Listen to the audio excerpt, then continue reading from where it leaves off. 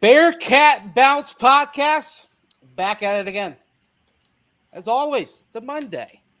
It's a win Monday. It's a 54th career victory for Luke Fickell Monday. That is a record for the Cincinnati football program Monday. It is a beautiful final game down in Dallas against SMU at Gerald J. Ford Stadium. That's where the last one will be. Hopefully more to come at the other big field there in Fort Worth area. So without further ado, there's no better time to bring in three guys. We mentioned three last week. I'm mentioning three again because my boy Ryan Royer is a part of the crew now. So without further ado, Aaron Smith, Chad Brendel, Ryan Royer. Gentlemen, how are we? Solid. Doing great. Happy to be here. Solid, doing great. Happy to be here. Beautiful. I'm doing good. I had a Cincinnati staple for the first time today. Okay, continue. Camp Washington chili. I've never been to Camp Washington chili before. Oh. It's good. It's a lot more meaty than the other Cincinnati chilies. Fair. What's your ranking? Rank them. Dixie Chili is my number one, but a lot of that's because I grew up like on Dixie Chili. It was the Cincinnati chili closest to my house, right? And it was like in between my middle school, high school, and my house. So I actually got caught there one time skipping school for lunch by the superintendent, the assistant superintendent, the dean, and then like the head of the board of education. Oh, what were you eating when they caught you? You sucking? We were in line to order. We didn't even get to order. Luckily, you loved your chili, huh? Luckily, the superintendent's son was with us. Oh, so you're good. He told us you're in the clear. Sneak back in the way you snuck out, and never speak of this again. So yeah. There you go. But it was good. Dixie's number one.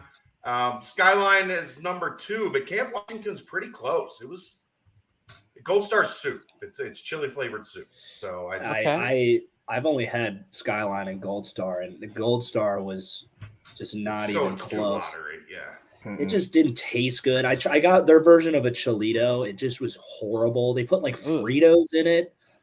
Yeah, Fritos. Yeah, it ain't it. But Camp Washington was really good. We did that on the way into Kelly checking into the hospital today. So for all the people asking, she's doing great. The 5 days of chemo started today. We'll hopefully get her out Friday night or Saturday morning.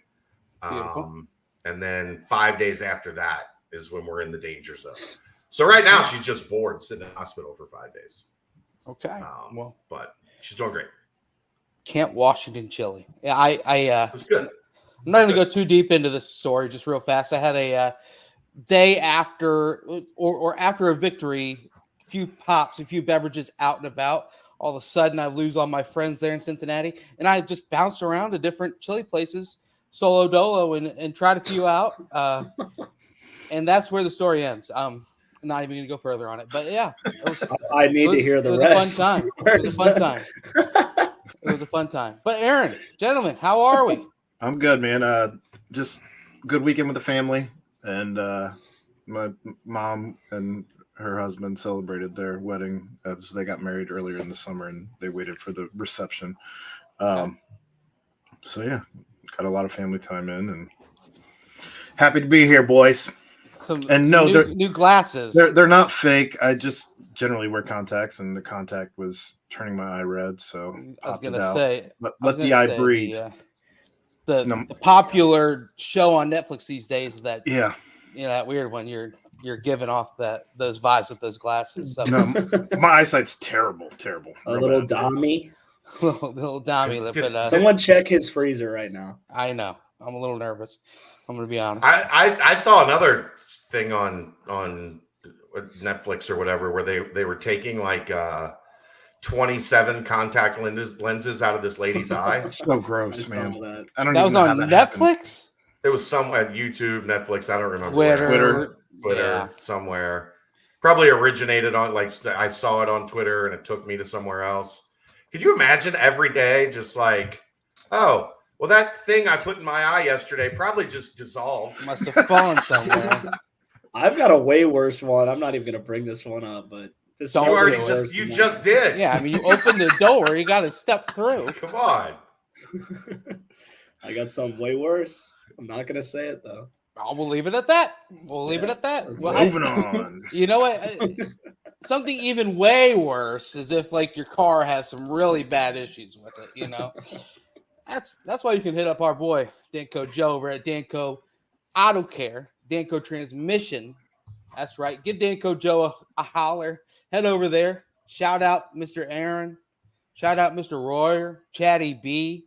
Let them know, hey, Bearcat Journal, BBP, here I am, and you get $10 off your next oil change or 10% off your next fixing of your choice. So, guys, speaking of things that are, I'm not going to say broken, but maybe just still need some fixing. You know, it's like they sent the car in to Danco Joe and then drove it all the way down to Texas, and you know there's still some issues left with it. So you know probably got to drive it back up and get it figured out before you go on another long road trip. That's right, 29-27, blustery, interesting, strange, at times frustrating victory over the SMU Mustangs.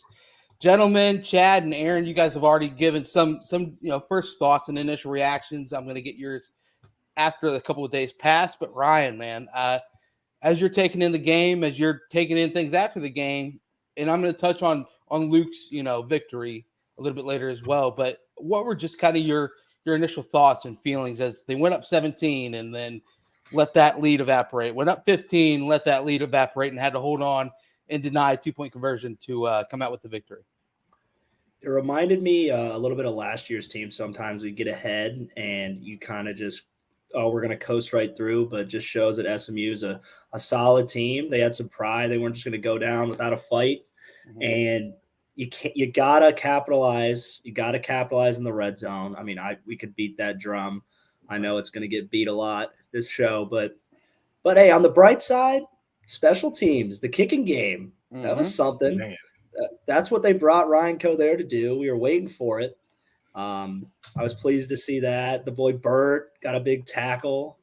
Can't let that go unnoticed on the blocked field goal. I was going to bring that up later, but you did right now. So yeah. How quickly after he got in the locker room did you get a text? Was Fick done talking yet before he texted? So I could lie and say he immediately sent it to me, but I'm not going to do that to him. I asked him. I said, "What happened?"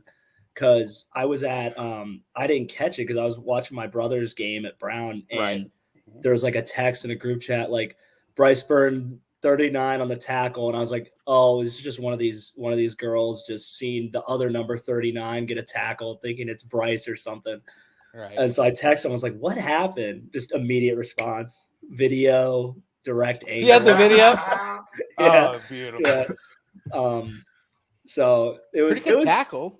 Yeah, it was great. He played linebacker in high school, so he was a really good linebacker. But I think he saw like me and the other big intimidating linebackers at UC and was like, "I don't know if I can live up to that. I got to go kick or something." So he's a bit of a softie, but he kind of like lived up. Anybody the holder? Can I be the holder?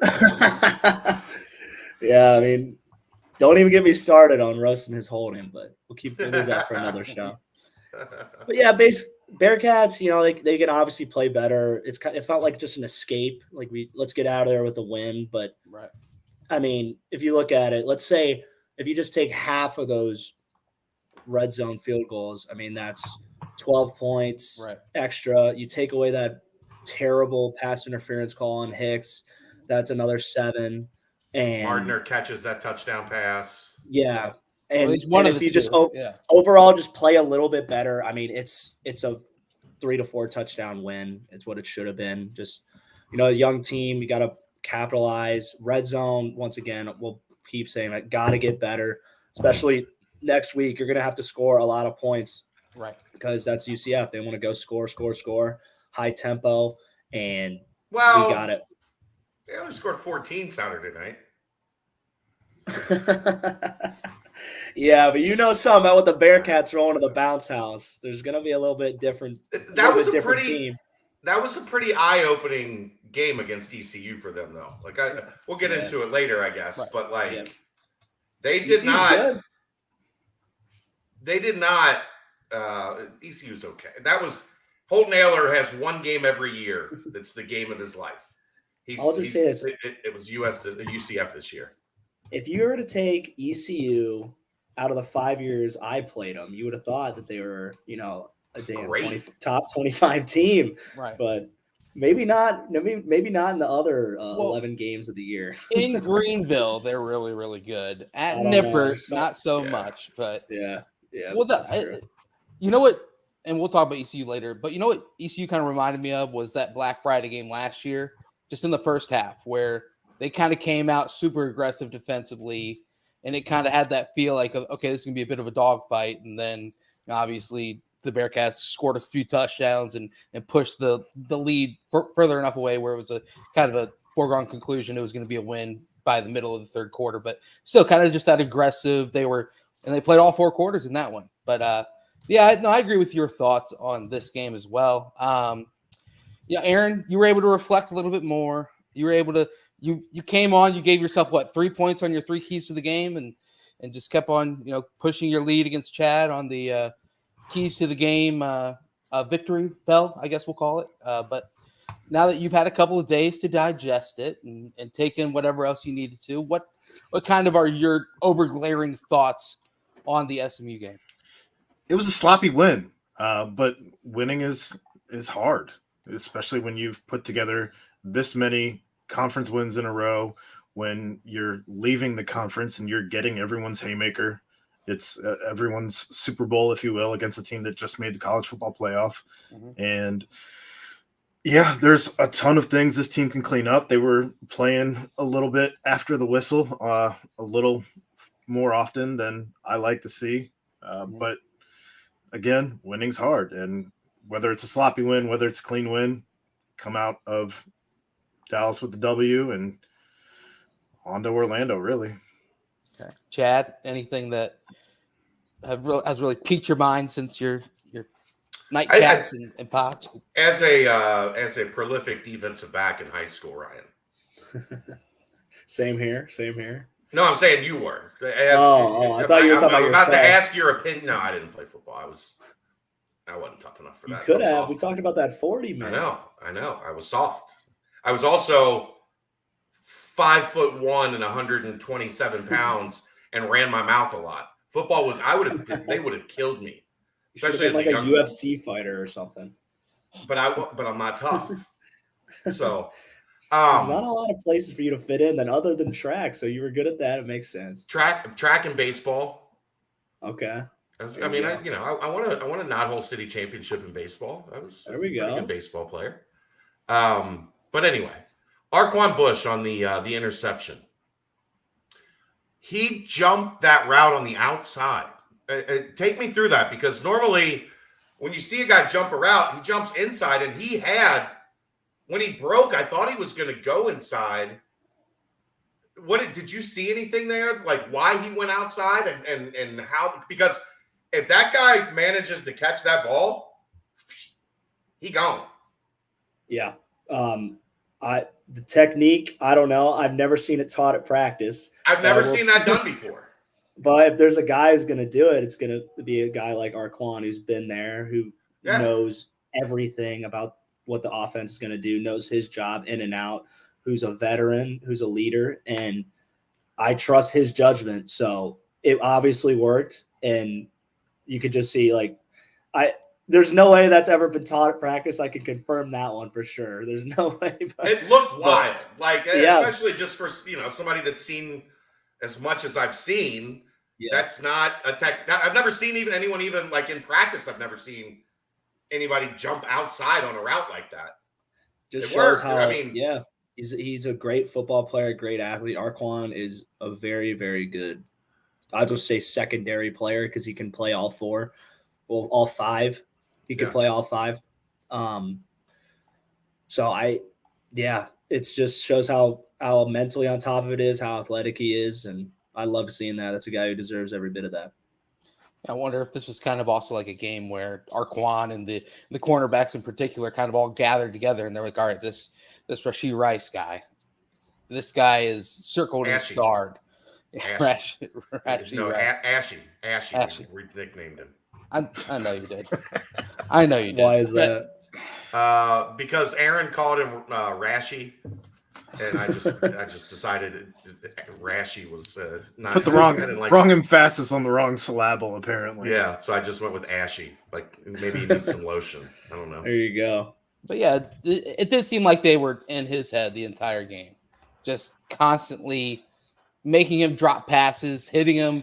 Even if he doesn't come up with the catch, they're coming in with a strong hit, a safe hit as well. And then 3-year thing. Yeah, They've been in that kid's head for a long time. And he's going to play in the NFL. This is a SMU program that has pumped out some NFL receivers. Go back to Emmanuel Sanders and got Courtland Sutton, and he's going to be another one in the long list of SMU wide receivers to make it to the next level. And the fact that the Bearcats were able to do what they did against him on Saturday is something that I don't think is getting as much looks and publicity as it should, because I don't know. He drew one pass interference call, I believe. Because I don't think the other one was against him when Hicks came up with the interception, but I think the only one that he came up with was the one in the end zone that deflected off him and fell into the waiting hands of their tight end. But I mean, he's a guy that has had so much just success with Tanner Mordecai just over and over again, either drawing pass interference calls or coming up with spectacular catches, and he was just nowhere to be found. Sure, it might have been the wind, it could have been something else, but in the end, I think it's just the pressure and the talent of the defense. But I want to talk about, obviously, it's been harped on a bunch. I want to talk before. I want Tanner Mordecai. They did the same thing to him. That guy, He didn't look right from the first snap of the game. Like, whatever you guys did to him over the past couple of years, he don't want none when he sees the Bearcats. He's like, he knows we're coming. He knows we're good. He knows we're bringing some heat. He's nervous. You've seen this. It looked like he was seeing ghosts. Like he was flinching and reacting to stuff like that wasn't happening in the pocket. He wasn't confident stepping into his throws. He was sailing the ball. Like, right. That's a really good quarterback that you could tell mentally he wasn't there. Well, just think about this. Think about how much we've gotten him in previous years.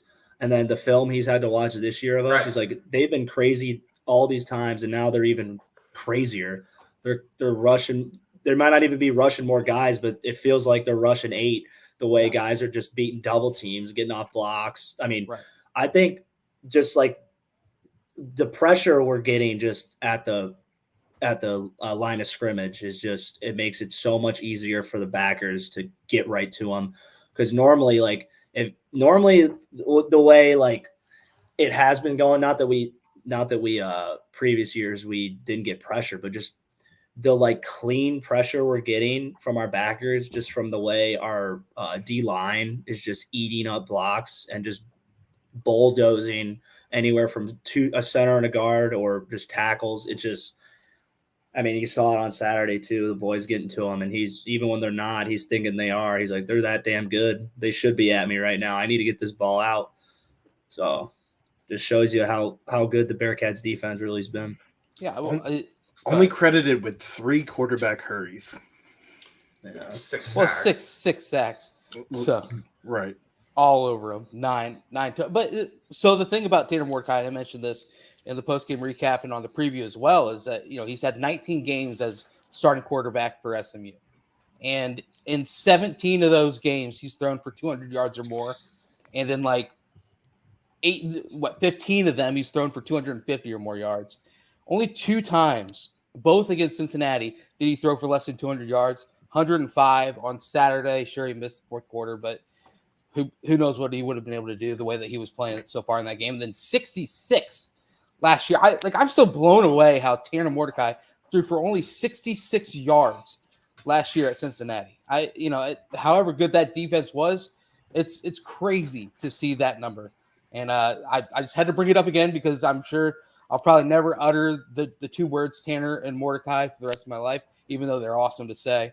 I don't think I'm going to say them ever again. So that's just a phenomenal job by the defense to completely lock in. And like you guys are saying, maybe there's this little thing in the back of his head where he's like, oh gosh, this is Cincinnati again. They've been all over me. And they're coming. Yeah, that's what a quarterback thinks, right? Like, they're coming. I know as soon as I take this snap, they're coming. And the first sack of the game for the Bearcats was Dante Corleone up the middle. And The when number you one ranked defensive player in the country, dude, according to Pro Football Focus. he's unbelievable. So crazy. It's just comical how I wouldn't have believed that before the year. No knock on him, but I expected him to be really good, Ryan. yeah, that But good. this That's is absurd. insane. I didn't even I thought he'd be rotating a lot. He Like is. that. He No, is. I meant like not like a staple guy, get him in there and get the other guys. We both, Ryan, probably thought he would be the third nose behind Damo. Yeah. And then as camp started going on, it was like, Jesus, he's just, man. And this was when Renfro was still healthy. He was taking Renfro and just ragdolling him. And we're like, that's a what top the hell center is in the happening? country. Yeah. I just kind of want to line up at center and just take a rep, just try to experience it once. it. Yeah, just what is this? What is this power? Dude, well, it's funny because you get the first drive or the first two drives, you're gonna get beat up, bang, bang, bang with Juwan Briggs, and then you're gonna say, okay, the backup's out, good, I don't have to worry about that massive human anymore. But here's another massive human, but he's younger, and then all of a sudden, bang, you're getting pushed off even further, and that's just it's a luxury that I don't think a lot of teams have. But I think also a big tip of the cap to not only Dante but to also Brady Collins. I think a lot of what Dante playing a bunch this year is he took it on himself during the offseason to get in great shape. He wouldn't have been doing this at 350. Right. Yeah. He cut a bunch of weight. Not to get all sus. I know you guys like to say I'm sus, but pictures of him with his shirt. You've done it to yourself. All right, whatever. Pictures of him with his shirt off throughout the summer. You could see that he's really been putting a lot of work in. Just getting trimming and getting cut and getting his stamina up. And man, it's tough for offensive lines when in the fourth quarter you've got Juwan Briggs and Dante Corleone rotating up right in the middle over and over and over again. And Damo's really good, right, Ryan? Yes. Damo's really good. Damo is really good. And now he's like a third man on the totem pole, but you can never have too much beef, especially for a three-man front at nose tackle. Sus there. I know. I'm not even going to touch that one. But yeah. Go ahead. What was I going to say? Oh, yeah, I remember. I would love to see this year's Corleone and versus Bama. What he'd be doing to that. Man. I would love to see that. Yeah. That matchup. And we could have used him too, stopping that run. Right. But hey, man, things happen for a reason. This is Dante's time. It is. And he's stepping up, man. He is. I love it. He's such a great guy. Like, he would just come over. Like, me and the boys at the Jefferson house, we would cook, and we'd always like get a lot of food, and we like, Dante, come over, like we're grilling out, and like there would always be so many leftovers, and Corleone would pull up and just house, he's like, when are you cooking again? I'm like, don't worry, we'll let you know. Yeah, he was such a good dude. Like the garbage disposal. Yeah, the human trash can. You just go in there, dump the scraps right on there. He's got them. That's phenomenal. Goddamn. But I mean, the way that this deep. So think about it. Leading into the game, if you were told first off, Chad, and you mentioned this a couple times, 30+ mile per hour winds, you lose sustained 30 mile per hour winds, not wind gusts of 30 miles an hour. Right. Sustained 30 miles an hour wind. You lose your senior defensive end in pretty much the first defensive series. I think it was the first defensive series. It was. You lose your leading receiver for the entire game, ruled out before the game. Your second leading receiver, you look down at the stat sheet and you see he only had one catch and not really much, 9 yards, not much else to go for it. And you know that you're playing against 4 drops.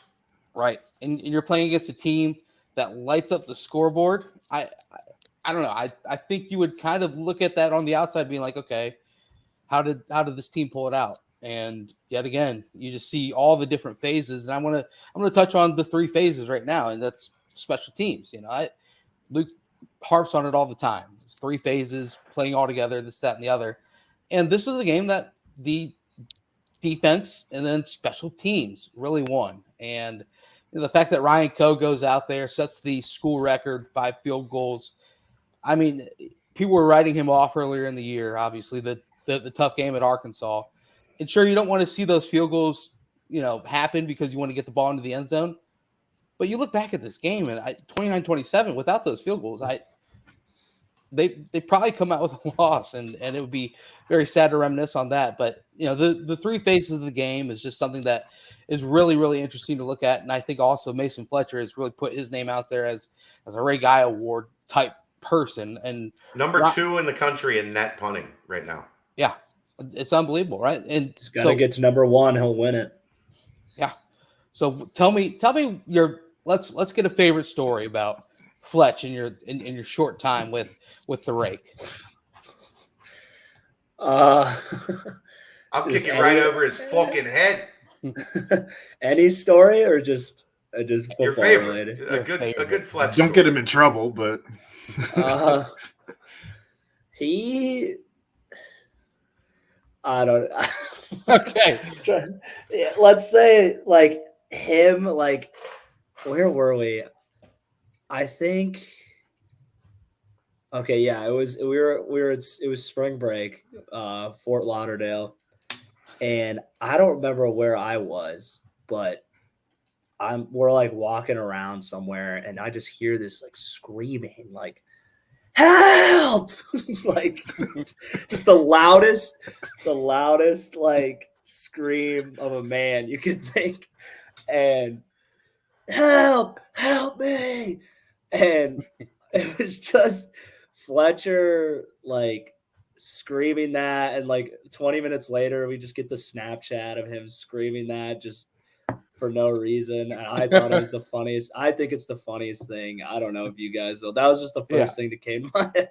I like it. But he'll do this one thing we call he'll do this one thing that we kind of like started. It's called like checking on your, like getting checked, like check your boys. Yeah. And like at practice, you just like go up and just like lift the back of their shirt up and like act like you're looking at their ass. And like he'll just go down the line to everybody and just like lift their shirts up and just like, you're good, bud. You're good. Those are my 2 favorite stories of him. I don't have a ton of like football related, like, because we would just like say like what's up, say a couple of jokes to each other, and that'd be it. I wouldn't pay much attention, but I love those stories. So the Grail was really busy. Even like we got there like 11:15, 11:20, and everybody was getting their food orders in. So the food, when the kitchen's getting all the orders at once, the food takes a little bit. And we got our food right before kickoff. So we were eating. SMU has their first drive, UC has their drive, and they're getting ready to punt from the 15, 16-yard line. I'm like, all right, I'm going to hit the head real quick. And as I'm walking back, the ball is bouncing out of the end zone. Yeah. And I'm like, what the hell just happened here? What? And it was still going, and it hit the goalpost. He punted it from the 5. Yeah. When he kicked it. And it would have went into the tunnel. Yes, the wind was a factor. It was wind aided. But still, with the roll, he kicked that thing like 110 yards. Officially 84 yards, AAC record, school record, I believe, as well. School record. And record. At the time, it was the longest punt in the NCAA this season. Did someone beat it? Somebody went 91. Oh gosh! Well, it was Akron or Toledo. Somebody in the MAC. They went 91 like 5 minutes later. But 84 yards. Yeah. 84 yards. Yeah, he's special, man. He's special. And then some clown in my mention was like, "Yeah, but it was a touchback." It's like, yeah, you just flip the field. They get it on the 20, but we're punting from our 20. Punting from inside punting from the 15. Yeah. Like generally. If that ball goes to the plus 40, you're happy. If it's Kevin Huber and the Bengals right now, you're lucky if that ball gets the 50-yard line. I mean, right. I mean, it was a monster, and he's the man. I never thought replacing Jimmy was going to be like, who's Jimmy? Yeah, right away. Well, But- and also after that long punt, they showed Fletch on the camera, and he was angry. He was mad that it was a touchback. Yeah, he was pissed it was a touchback. Which just like further emphasized, like the punt god would have been, doing his strut last year at San Diego State. But Here's the other thing. That wasn't That the guy's most also in impressive punt of the day. I know. That wasn't the most impressive punt of the day. Right. No, it was, but Ryan, that's why I don't ever like say that Fletch is the new punt guy, because I don't want to like take it that way. So I always just say it's looking like an All-American. A lot of people are like, Australian. I got it. Because of the long hair and the like skinny build. Punt Jesus. Ooh, yeah. I like it. I just love that somehow it ended up Punt like Jesus. Aussie Twitter ended up in my feed. Oh yeah, like they and I love it. His dad is Kobe Bryant, and they were Australian saying rules this is his son, and look at what he did on an American football field, and just wild. I like that. Punt Jesus. Yeah, I love it. I mean, the Rake got some legs. I mean, I've heard a lot of people randomly call him the Rake. The Rake? Yeah. That's what Jimmy nicknamed him when he got here. Why? Because he was so skinny. Because he was built like a rake. Oh, skinny like a rake.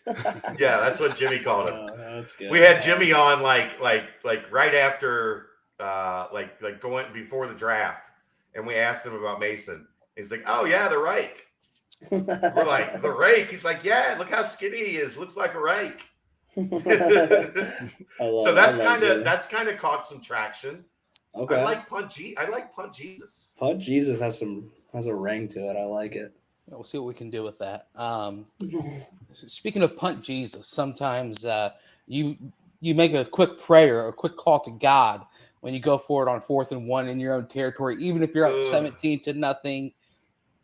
Gentlemen, a few days have passed. Are we still kind of feeling the same where you're an aggressive team, you're going to go for it, and even in that situation, if you don't get it, you just live and die by being aggressive?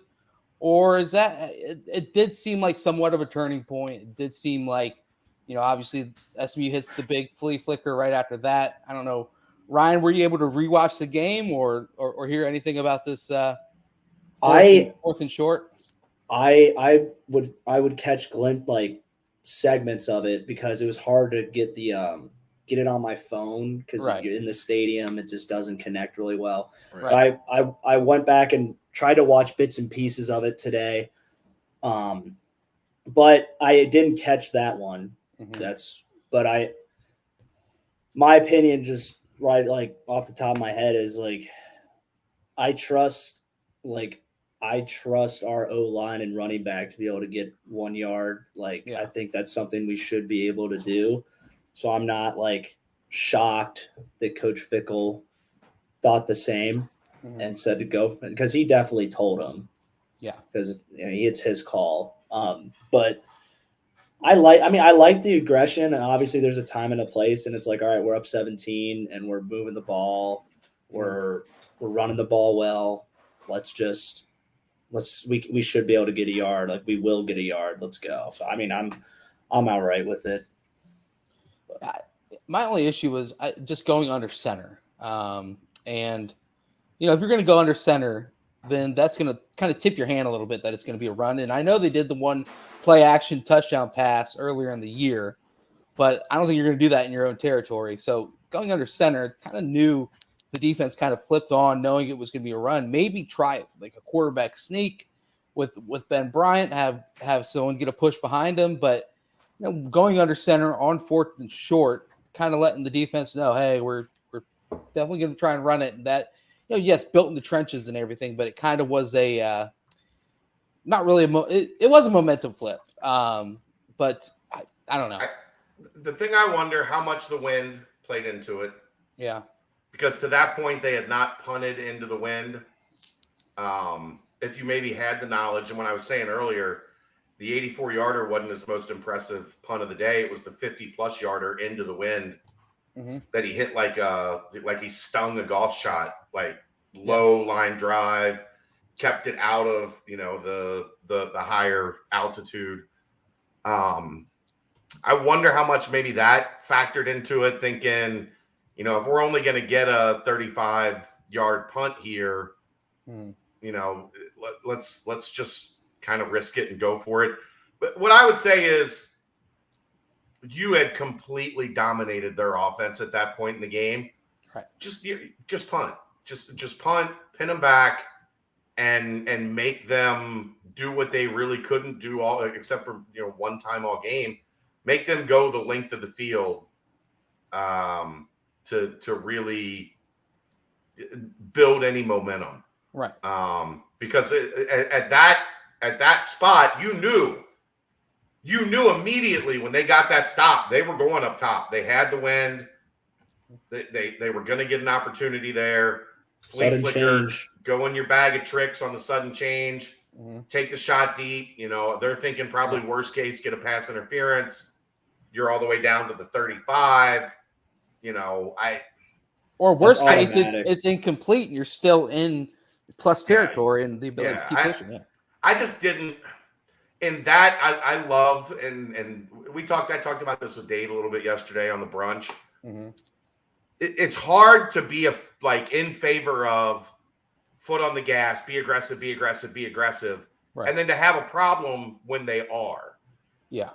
I just think in that, my personal preference, the way the D was playing, punt, and then if they have to punt, you're going to get it back unless, you catch the wind stream, the jet stream, and it goes 84 yards out of the end zone.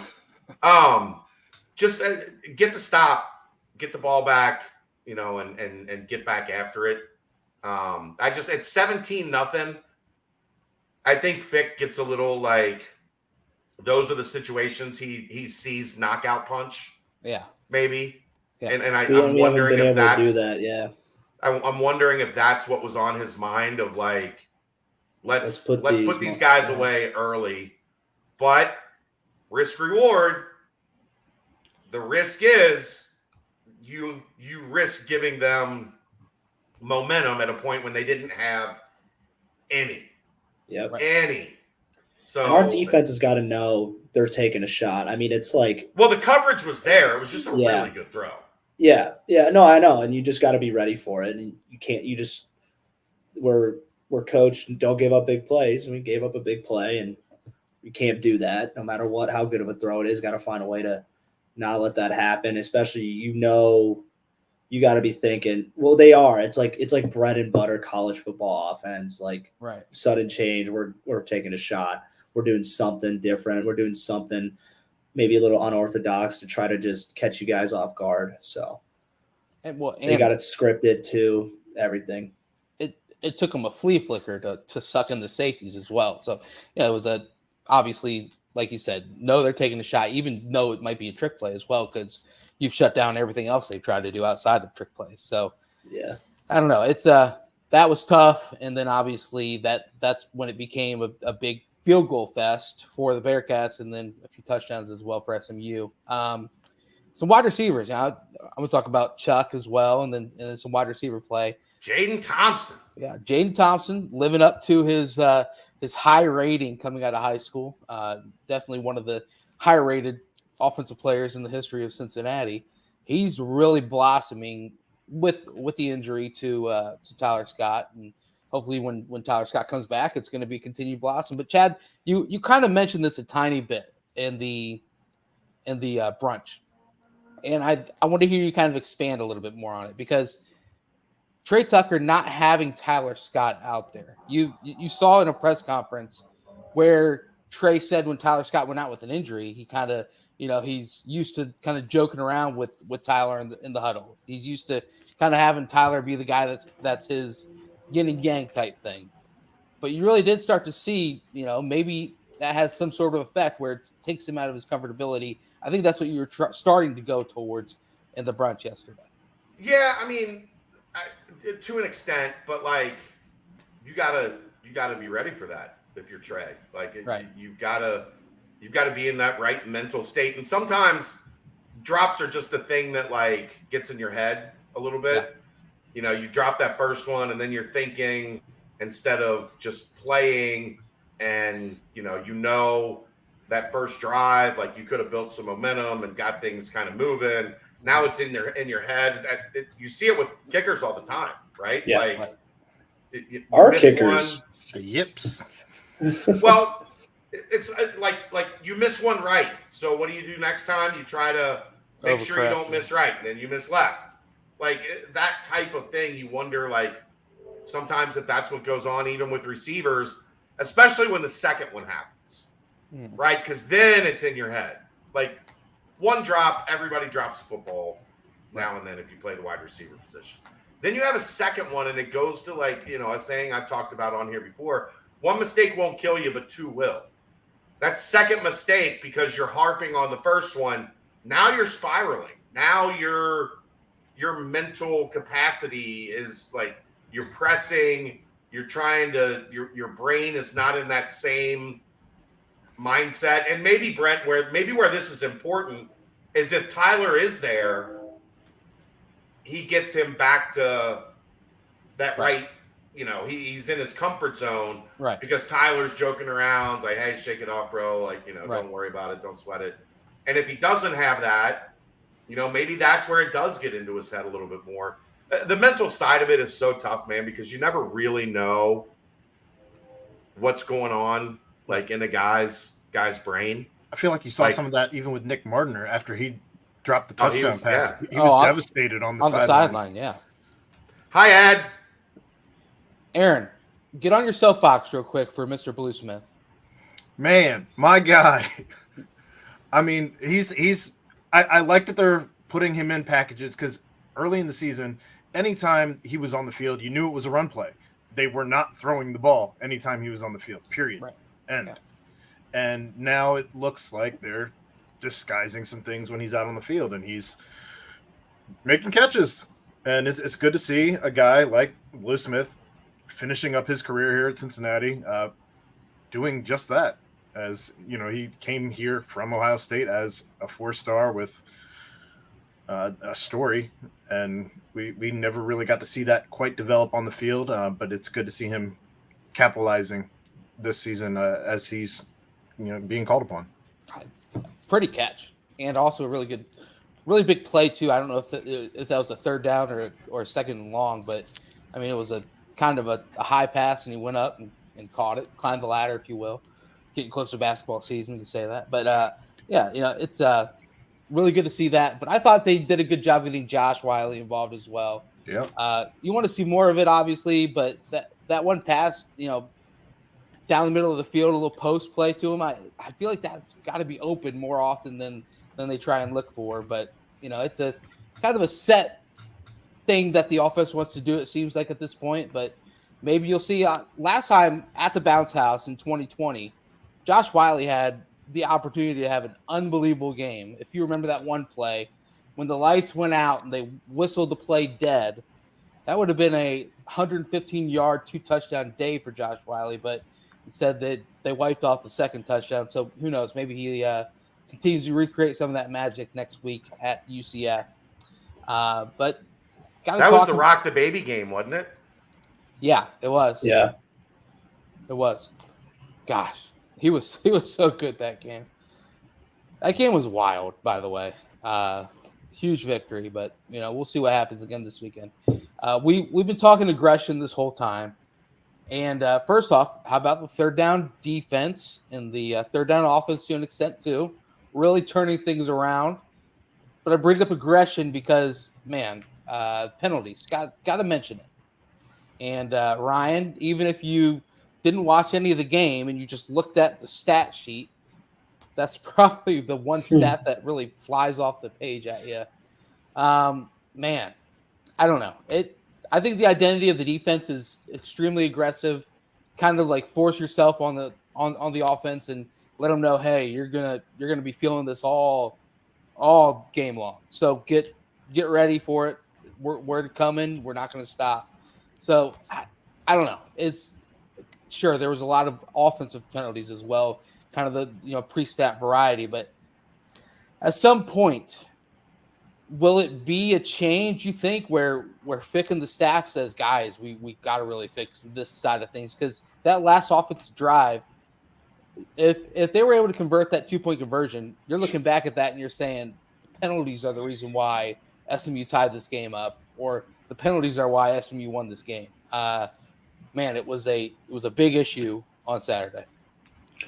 Yeah, and the coaches and Coach Fick, they have addressed it. Because kind of like the first year, it was like, we want aggression, we want this, like, and it almost like just instilled this penalty culture, I guess.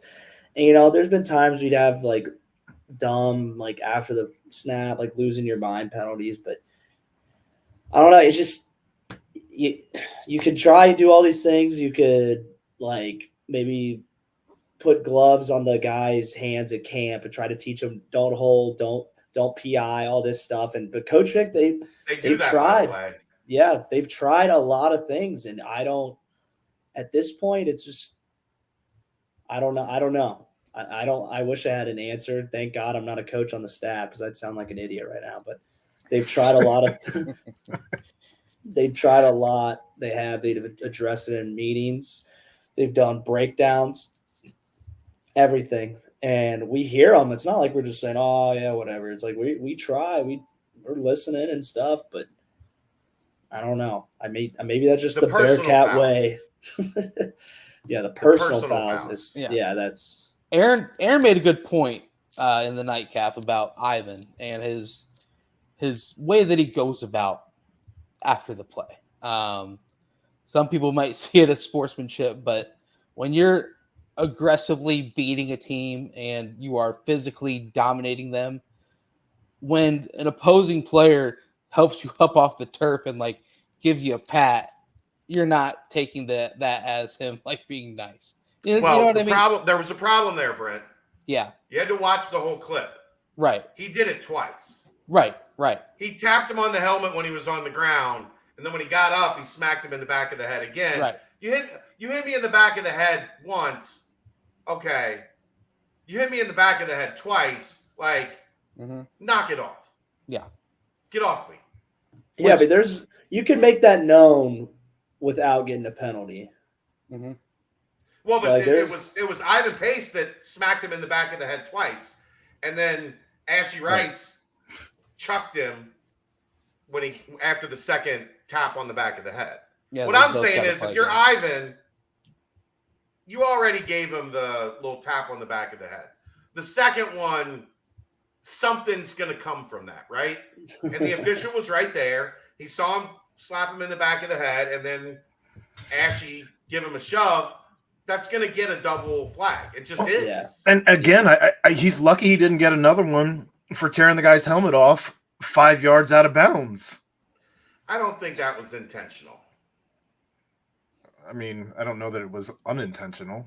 Yeah, but it was like he didn't like grab his face. He didn't Jason Kelsey him. It just seemed a weird spot for something like that to happen when it happened. And obviously the penalty was called on the guy tackling him, not on Ivan for it was on Ty. Ripping his face mask off. But I don't know. Those are things that you can cut out. When I think of penalties of aggression, I think of Mulaney, like maybe getting his hand a little bit too high and a hand in the face. Like that is going to happen. Right. But the late hits, the little chippy Stupid stuff out of bounds, Ivan in the pile, smacking the guy in the face. Like, that stuff has got to stop. Yeah. Yeah, it does. I guarantee you Coach Fickell addressed it immediately on Sunday. He's done it in the past. So I agree, Paul. I think he was trying to rip out the football, and he ended up, it was the helmet, the bottom of the helmet. And he was wearing one of those helmets that the Bearcats were wearing at Arkansas. That just pops off real easy, you know. The weird helmets. What does a Sunday when Fick is trying to address penalties sound like, Royer? It's never like super aggressive or angry. It's more just like him. He'll put up like a kind of like a spreadsheet of the penalties and like which ones were which, how many yards, and like classify them as like aggressive or stupid. And he'll match him up with the film and basically show you. And like, if it's a stupid thing, like he won't like That's the thing about Coach Fick. He won't like get up and he's a very intense and aggressive coach, but like in front of the team, he's not gonna like rip you and like do that. Like he does a good job of that. I mean, so I guarantee you he'll say, "Hey, Ivan, you can't do this shit. Like, no more of that. It's a stupid penalty. Like, we can't have that. You're hurting the team. Keep your hands to yourself, son." Yeah. He's like, you can be aggressive, but don't be dirty. He'll say that a lot. Or like football is a game. He's like, football is a game you play on the edge of rage or some line like that. And he's like, but you got to be able to like control your emotions. And that's so like, I think it's just like maybe it's the style of guy we recruit, like just kind of like on your shoulder. Yeah. Like Mailbag was a lot like that. Like, and it might be a pace thing because DP has a little bit of that in him. Bolden would tell me, Kyle Bolden would tell me like, he's like, this Ivan, because we were talking about it, he was in high school, and he was like, this Ivan kid is a psycho. Like he would like, he was just a very angry kid.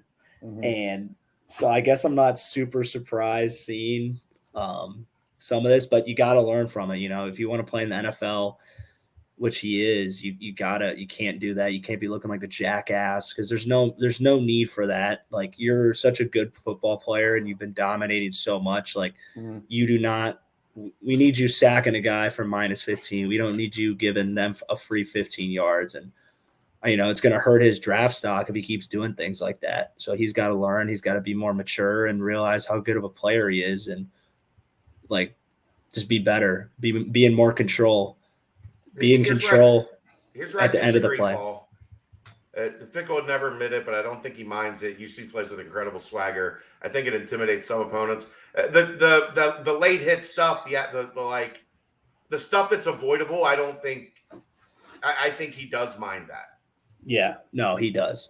There'll be times where like if we get like a roughing the quarterback, like there was like a close or like a hit out of bounds that like we can't see, he'll be like, well, I'm good with that. But if it's just a blatantly stupid thing, like or like a dirty, like cheap play, like he doesn't champion that at all. He's old school in that way. He likes tough, physical, aggressive football players. And if you're out there, if you're playing clean and you're just playing aggressive, he's going to champion that. He's never going to champion any like cheap ass, dirty shit, which is how it should be. Well, what the Raiders of the 70s were Paul's comparison, and that was cheap-ass, dirty shit. They were trying to intimidate you. They were trying to bully you.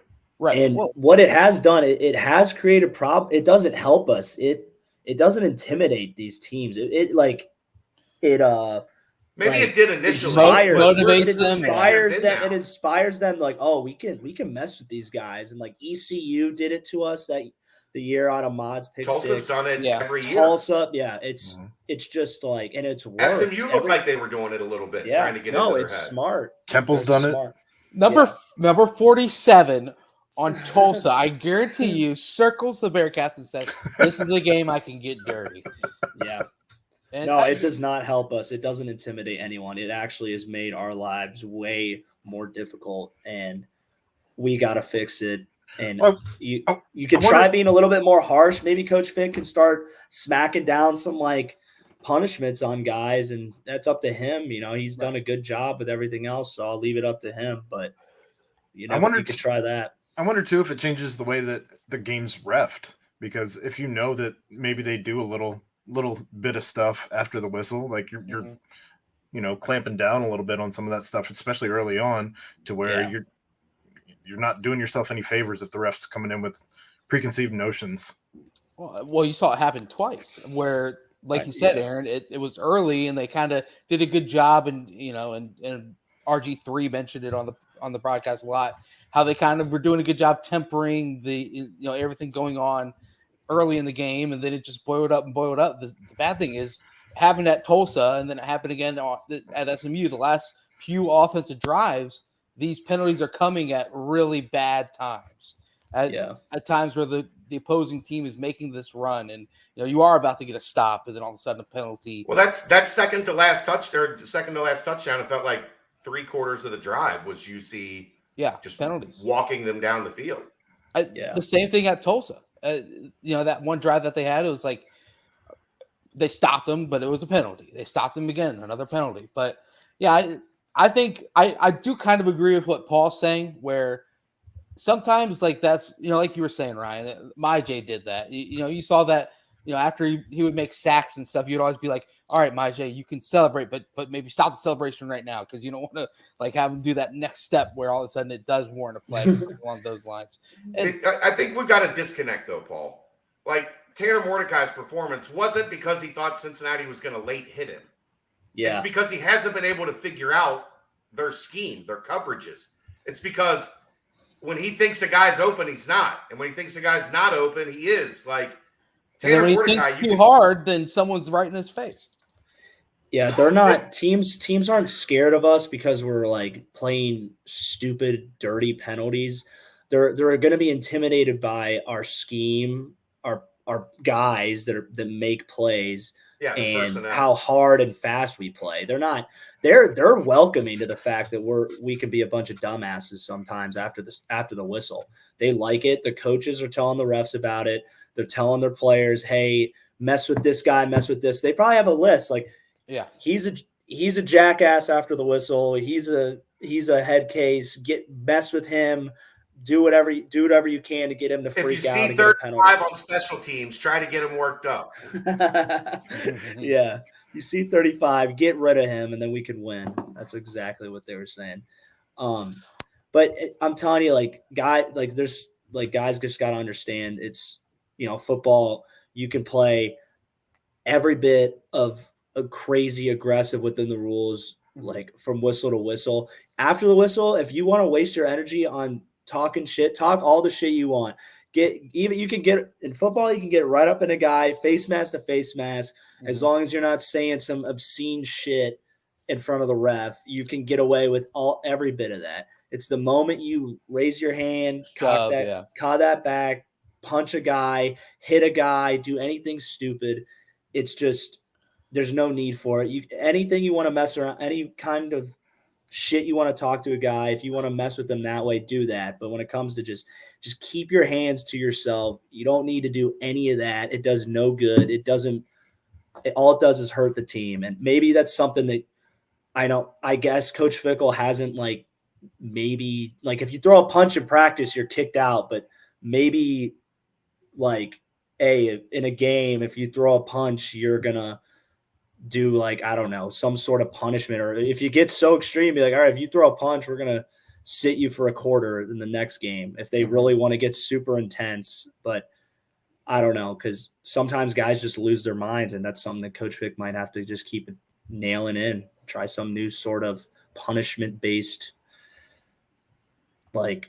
style to it. I don't know, but it's up to him. I trust him to figure it out. I do think it's a tough line to toe though, because Ivan does play that way, and you don't want to take away the other abilities that Ivan has because you're telling him to really restrain yourself on this side of things. So yeah, but if he wants to play in the NFL, he's got to learn. At some point in his football career, he's got to know that there's a controlled rage. You can play on the edge of just pure rage, insanity, whatever you want, but you got to learn, okay, I might start barking at a motherfucker, talking shit and whatever, but I can't punch him. I have to control myself up to that point. Just hold my hands behind my back. Don't headbutt.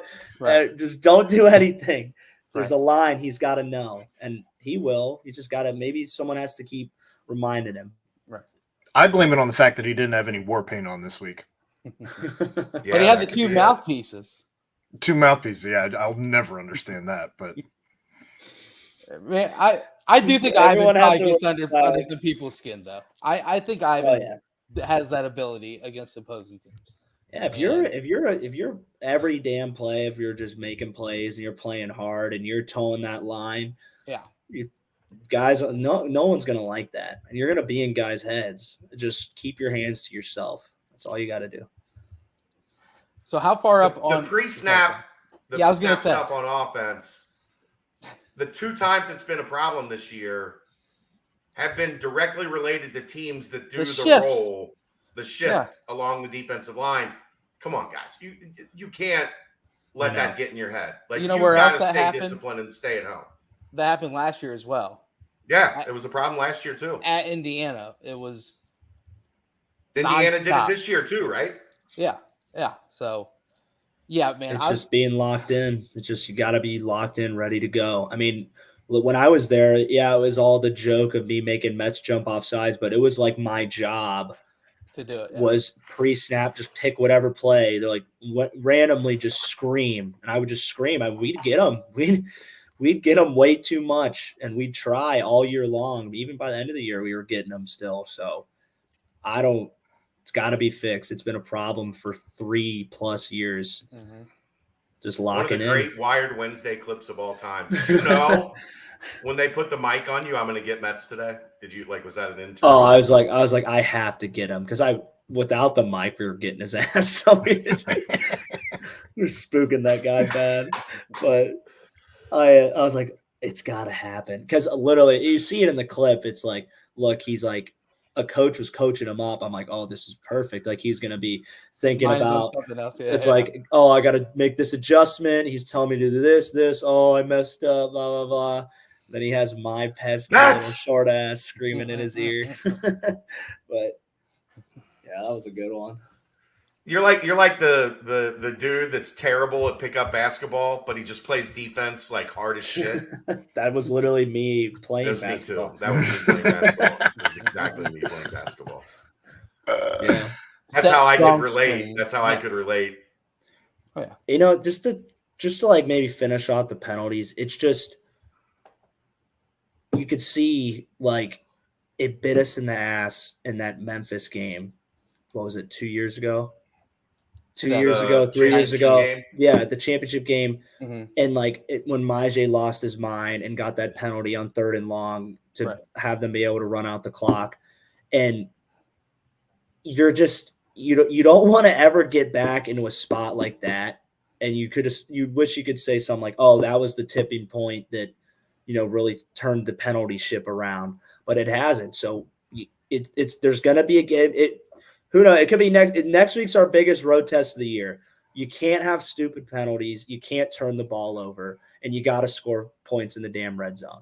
And you got to correct we got to correct 2 of those 3 things bad. If we we're not just going to roll into the bounce house and have 10+ penalties and not score a touchdown in the red zone and think we're going to come out of there with a win. And we can't let that would be a season ruining moment. It would ruin everything they've done, all the games they've won. It would all be ruined just because of very correctable things. So we gotta figure it out. Completely agree. So now we bring it up. I also wanted to talk a little bit about the succeeding through chaos. Luke mentioned that in the post-game press conference. How like so much chaos. You guys love chaos. Is that the best? Love chaos. That's when the team performs at their best. And Dave kind of alluded to it yesterday during the brunch. The goal line stand against Tulsa yet again, another goal line stand again this year against Tulsa. This year, that 2-point conversion as well. It's like it's gotten so weird where I'm sitting there watching the game, and when SMU's driving, I honestly I was never really too nervous. It was just like the team's gonna figure it out. They always pull through at times like this, and even after the touchdown, they shut down the 2-point conversion. But on that third and short, because SMU's kicker is really good, or 3rd and 8, I was like, okay, they've got to pick up a first here because SMU's kicker with that wind behind his back could nail a 55-yarder, and that would just be extremely disheartening. But they picked up the first down. What is it about chaos? It just seems like that is when the team is at its best. It's we train for it. Like Brady creates chaos all year round. They create chaos and in camp and practices, they put us in situations like that. So we're built for it. We know how to respond. We've responded multiple times. So we never panic. And that's a trained thing. It's something you got to work on. You got to be in those moments. I'm impressed with guys, a younger team, not as much experience with that, being on the field.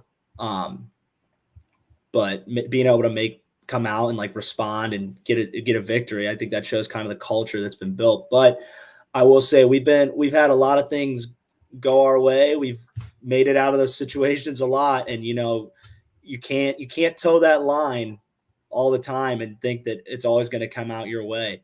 So we gotta, it's nice, it's good, it shows good resolve, good grit, and being able to stand in there and come out with a W. But it's not. But you know what looks nice on the flip side? What looks nice on the flip side is what ECU did to Central Florida. A full dismantling. It was close. It was close. And then as soon as they had a chance to pull away, they pulled away. They didn't pull away by 15 and then all of a sudden give up 10 points. Mm-hmm. They got up by 14, whatever. Then they got up by 21. They got up by 24. Yeah. And next thing you know, UCF's in a position that they can't come back. That's what this team has been missing a little bit for the past 2 years. Even in 20, I thought you guys kind of did a better job putting teams away a little bit more. Yeah, I agree. I think we had a better between the tackles, running attack, more consistent, Mike Warren, just kind of more a downhill back who's going to get his yards, and you can put teams away. Just pound on you. Yeah. Pound on you. Whereas Jerome, he's more he's a big play guy. But Mike Warren is just he's going to take a 2-yard. He's going to make that a 4. He's going to make talk that about 5. A guy that was from the mud, lived in the mud. Yeah, that's that Toledo in him. That beats down teams. Yeah, we've been kind of missing that. Not that our guys aren't playing well, but just maybe that's more of it puts you away kind of style, I would say. But I guess my whole point was we gotta if we don't, we got to start figuring it out in these moments, because I'm telling you, we're gonna drop one. We've been lucky the past 2 years to not find a way, but that luck's gonna run out. All of these games have been games where you're up to 3 scores, 14, 17, 20, 21 points. And then next thing you know, it's down to 7. And it's oh shit, here we go again. Well, and I know Chad doesn't like when people say this, but I think your larger point, Ryan, is when people say that this isn't going to work in the Big 12, that's what they mean. But we're not in the Big 12. I understand. I get that. But I think that's where some of those sentiments come from. Worry about the Big 12 when they're in the Big 12. I get it. I think it's just you got to play your best football. You gotta take these struggling situations that we got to play better, because we might not even have to be in the Big 12 for something bad to happen. Some bad could happen next week. Right. We just gotta 3 phases. We got to put them all together, and it would look great. Play 3 phases against UCF. a UCF. We beat them by 35. Whereas we'd have to play 3 phases versus Arkansas to come out with a win. So it's I don't know. I'm just saying our luck's going to run out. A team's going to make a play one of these times. Were you surprised coming out of the bye that they weren't more crisp? Yeah, we normally typically do come out and kind of just roll teams over. But it was there. It's not like we weren't prepared. It was like I was kind of saying at the beginning. It was that's what I mean, more crisp, yeah. the penalties, the false starts, the 15 The prep was there, yeah. The guys, but it was weird. fresh. They were up 17-0, kind of dominating. It did feel like it was. We're coming out of the bye. It's going to be felt like a 42-24 type win, or 42-20 or something like that. It just felt like one of those runaway games, and then things went around. They had the chances. They had them. They just didn't. Got to grab them by the balls sometimes. Some of that was the win. To be fair, if you look, the only touchdown scored into the wind was the McClellan 76-yard run. You're sounding like Aaron Boone right now. Well, but there were no sustained for either team. I'm not just talking about UC. For either team, SMU did not score a touchdown in the first and third quarter. UC scored 1 touchdown in the second and fourth quarter, and it was the touchdown that didn't involve offense, really. You know what I mean? It was a 1 handoff, 76 yards to the house. That's not putting a drive together. I do think there has to be some credence given to when you look at how the game played out. Yeah. All of the scoring was with the wind, except for that 76-yard touchdown. That's all I was saying about that. Yeah, no, I know. I just had to bust you a little bit there. Well, yeah. Sorry, Ryan. The Yankees, they just that was we rough. got to make some changes. Yeah, some changes need to be made. Changes. Safe to say. But no, in the end though, it was a win, 29-27, and I feel like it's just boiling down whenever the whole Desmond Ridder arguments in early 2020 season. The only thing that I constantly brought up and write-ups on the podcast is that he wins, and that's what Luke wants. He wants people that go out there and make the right plays to win football games, and this was a special win though.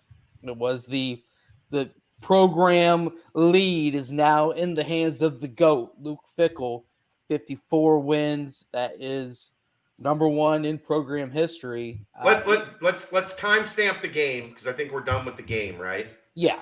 Let's timestamp the game before we get into some Luke Fickell talk. Aaron, anything else on SMU? You good? There we go. Go ahead, Chad. Take it away. The timestamps here on the BBP are brought to you by Quick Paper Supply, your locally and family-owned restaurant supply company for all your non-food products. Quick Paper services over 150 restaurants with weekly, low minimum next-day deliveries, providing a wide range of food service products from to-go containers, cups, custom printed products, eco-friendly, and much more. They also have cleaning and restroom supplies for all your janitorial needs. Call Nick at 513-470-2029 and reference Bearcats for 20% off your first month of purchases. Now let's talk the GOAT. The GOAT, Luke Fickell, man. Just that little video from the locker room. Obviously peeling the curtain back for all of us. Chad, do we call ourselves laymen, right? For all of us laymen who don't get the opportunity. Yeah, he likes that term. Who don't get the opportunity to be there in the locker room. Do you believe he pulled that shit on me, Royer? Yes. What does he say? So I was in the press conference Tuesday. I was talking about how they've had trouble stopping quarterbacks in the rushing attack. And I pointed out Tanner Mordecai the week before had that 70-yard touchdown run, whatever it was. And in his constant desire to pick at me, he said, well, to the layman, you'll look at the 70-yard touchdown run. But what you won't notice are like these 15 and 16-yard runs, and these touchdowns that he gets in the red zone or, these plays that he makes on third down to change the game. So basically saying, if you're a dumbass, you'll talk about the 70-yard run. But if you're really watching tape, there's a lot more to it. So yeah, I'm now a layman. My football knowledge is layman level. Yeah, you were just trying to dumb it down for the people in the room who had no idea what was going on. Right. I was trying to try to throw him a softball. Unfortunately, he hit it right back in the middle of my forehead. He stingered it right into your forehead. Right at me. Right. There you go. In the dome. But when John Cunningham grabbed the ball and he said, we have the best coach in the country, it's just there's no fluff behind it because that's the truth. He has done things with the program that all those winning coaches right now, they all stepped into situations that were already good. You look back at like Lincoln Riley stepping into Oklahoma, they were good. Ryan Day stepping into Ohio State, they were already good. Sure, Brian Kelly even stepping into Cincinnati, they were good. Notre Dame, he had to make some changes, had some up and downs, but it's just all these coaches that are up there winning games at a high premium. They all stepped into situations that were pretty solid, or at least has a history to be able to just rebuild something really quickly. The situation that Luke stepped into was, for lack of a better word, everyone kind of just looking for, get a job and trying to figure out a shit show, how to pull out any sort of win.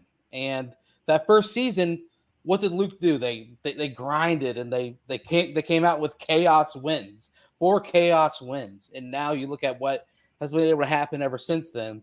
Some might call it the Ryan Royer effect, who knows? But it's just the way that Luke has been able to really build a culture. And I hate, Chad hates the word culture. Aaron loves the word culture. So I don't hate the word culture. I just don't think it's used properly 90% of the time.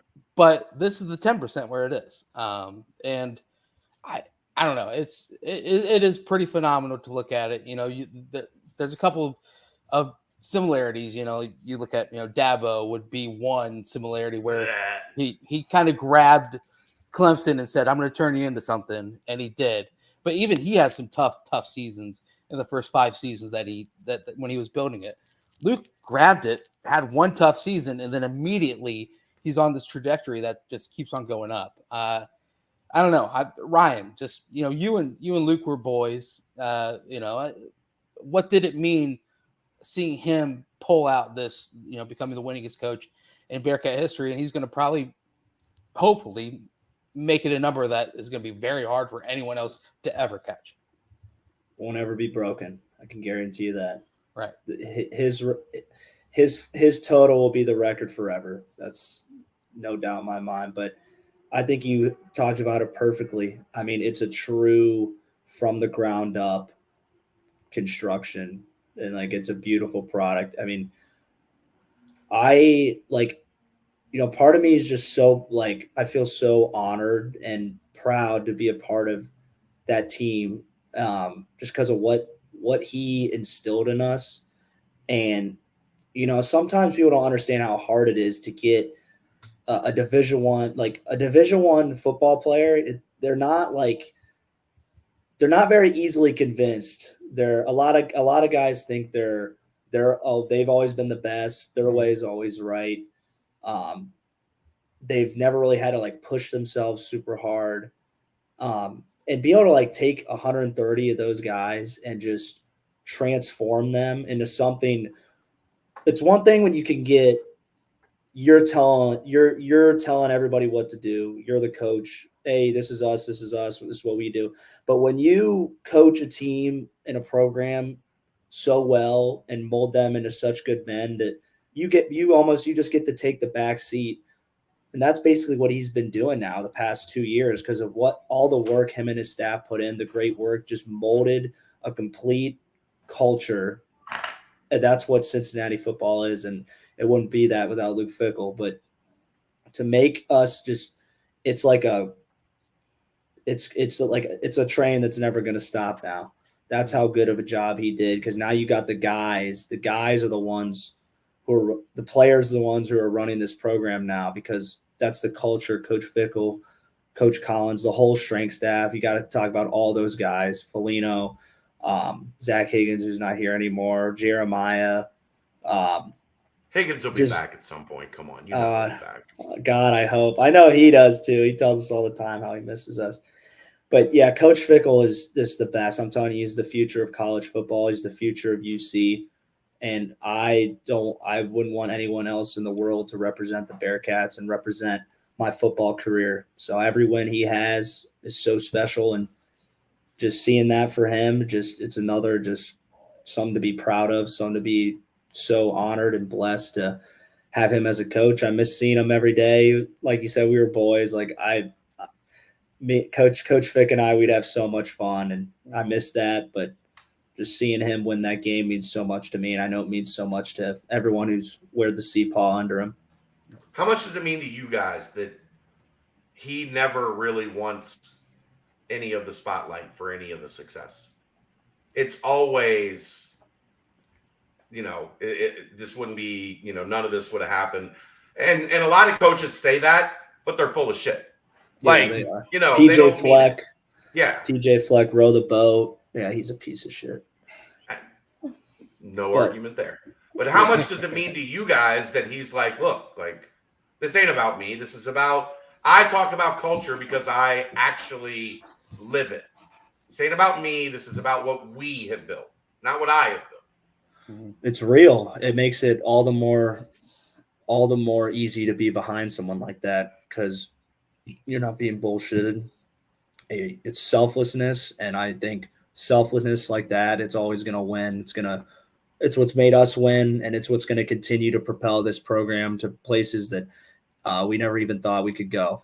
We got really close last year, but I'm telling you, just Coach Fickell and what he attracts and what he promotes and what he develops, it's like people always talk about Nick Saban.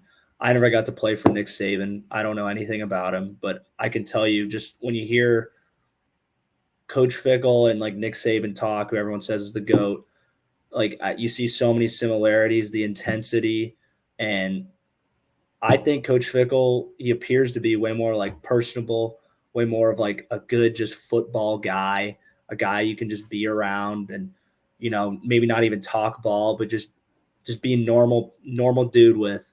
And I think that's real. I think he's going to be the best coach in the history of college football.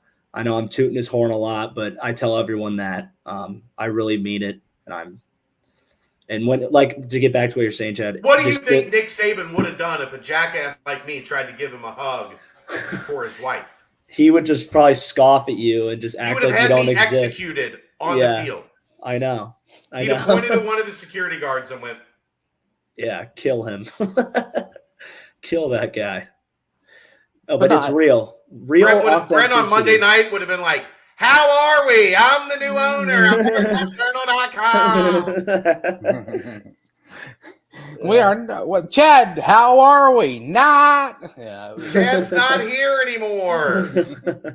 But no, yeah, and you know, Ryan, and Chad, I want your take, obviously, and Aaron, I want yours as well, because you love Coach Fickell as well. But anyway, it's kind of what Luke always mentions, and Brady mentions this a bunch too, is the fact that, you know, during their recruiting pitches, they constantly are telling people, hey, you know, all this stuff that you want to accomplish, you know, you can go to Alabama, you can go to Ohio State, you can go to Michigan State, and do it there on a big level.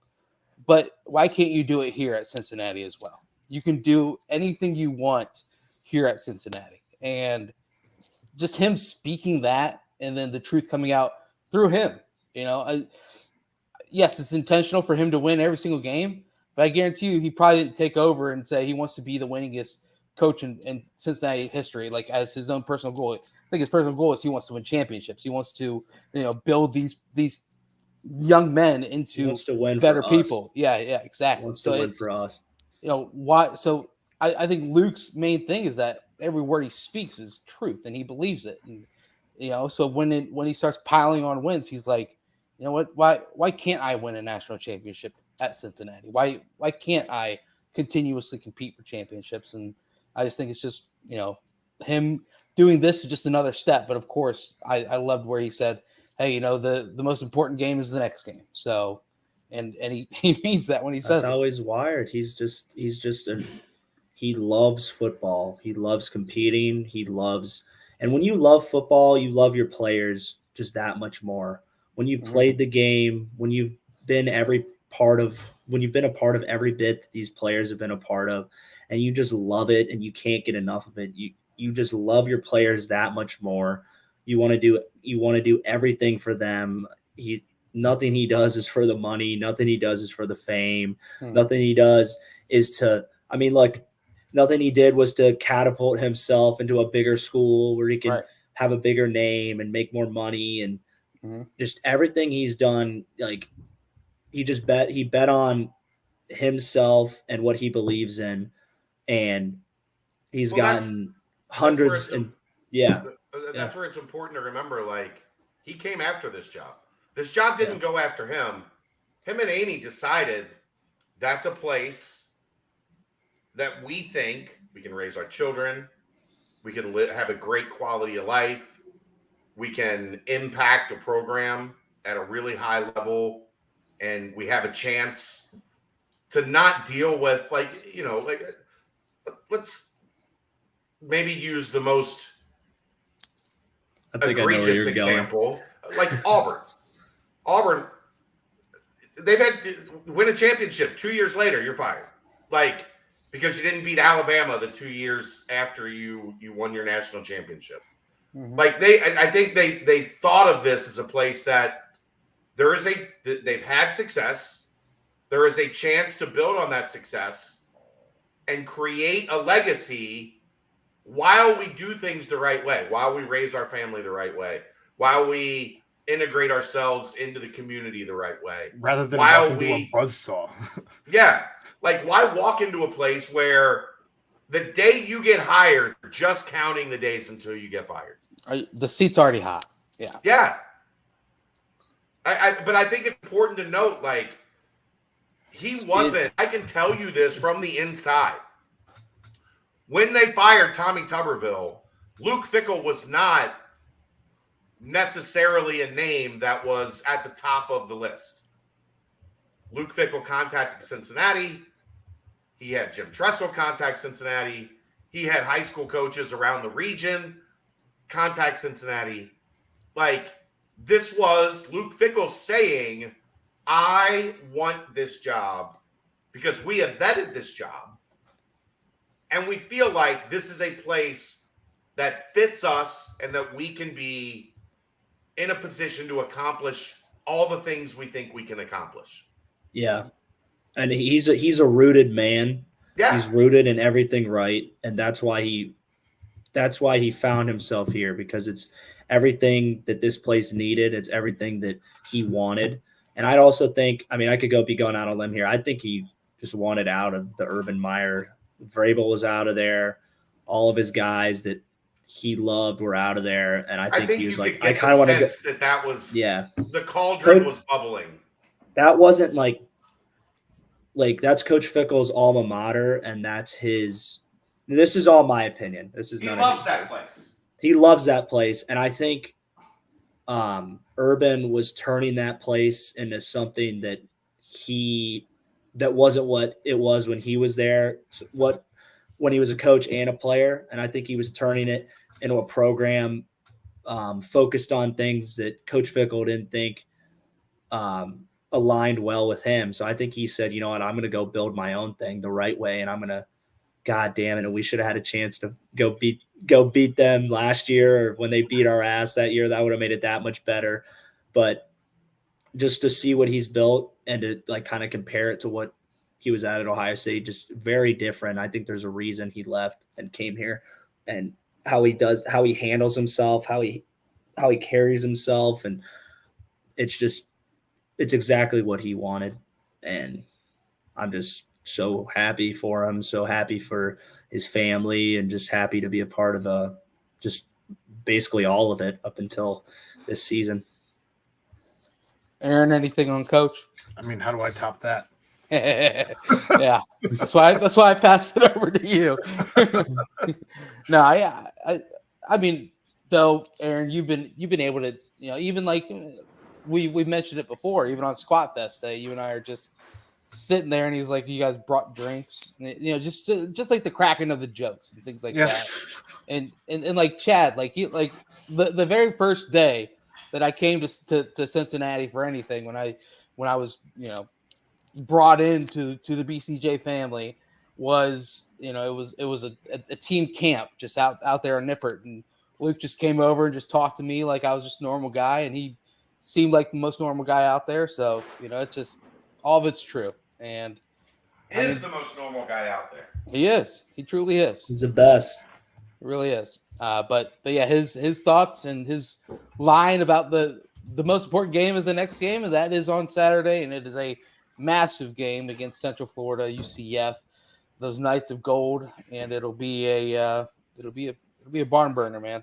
Bounce house. Aaron and I will be there. Haven't heard back yet. Going?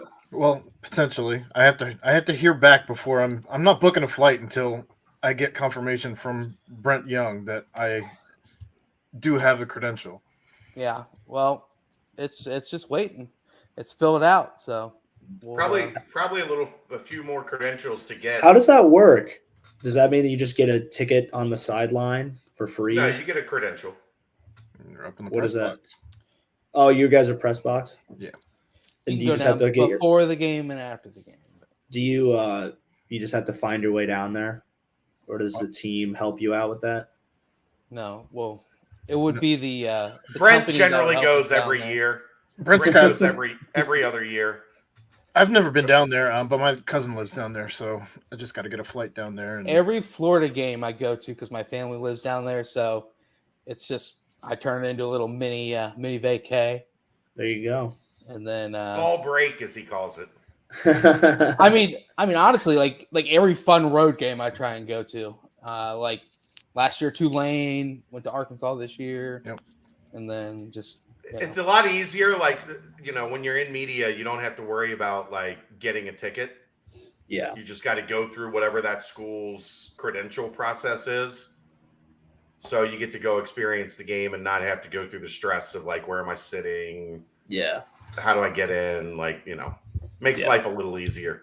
Mm-hmm. All right, we'll timestamp this. Yep.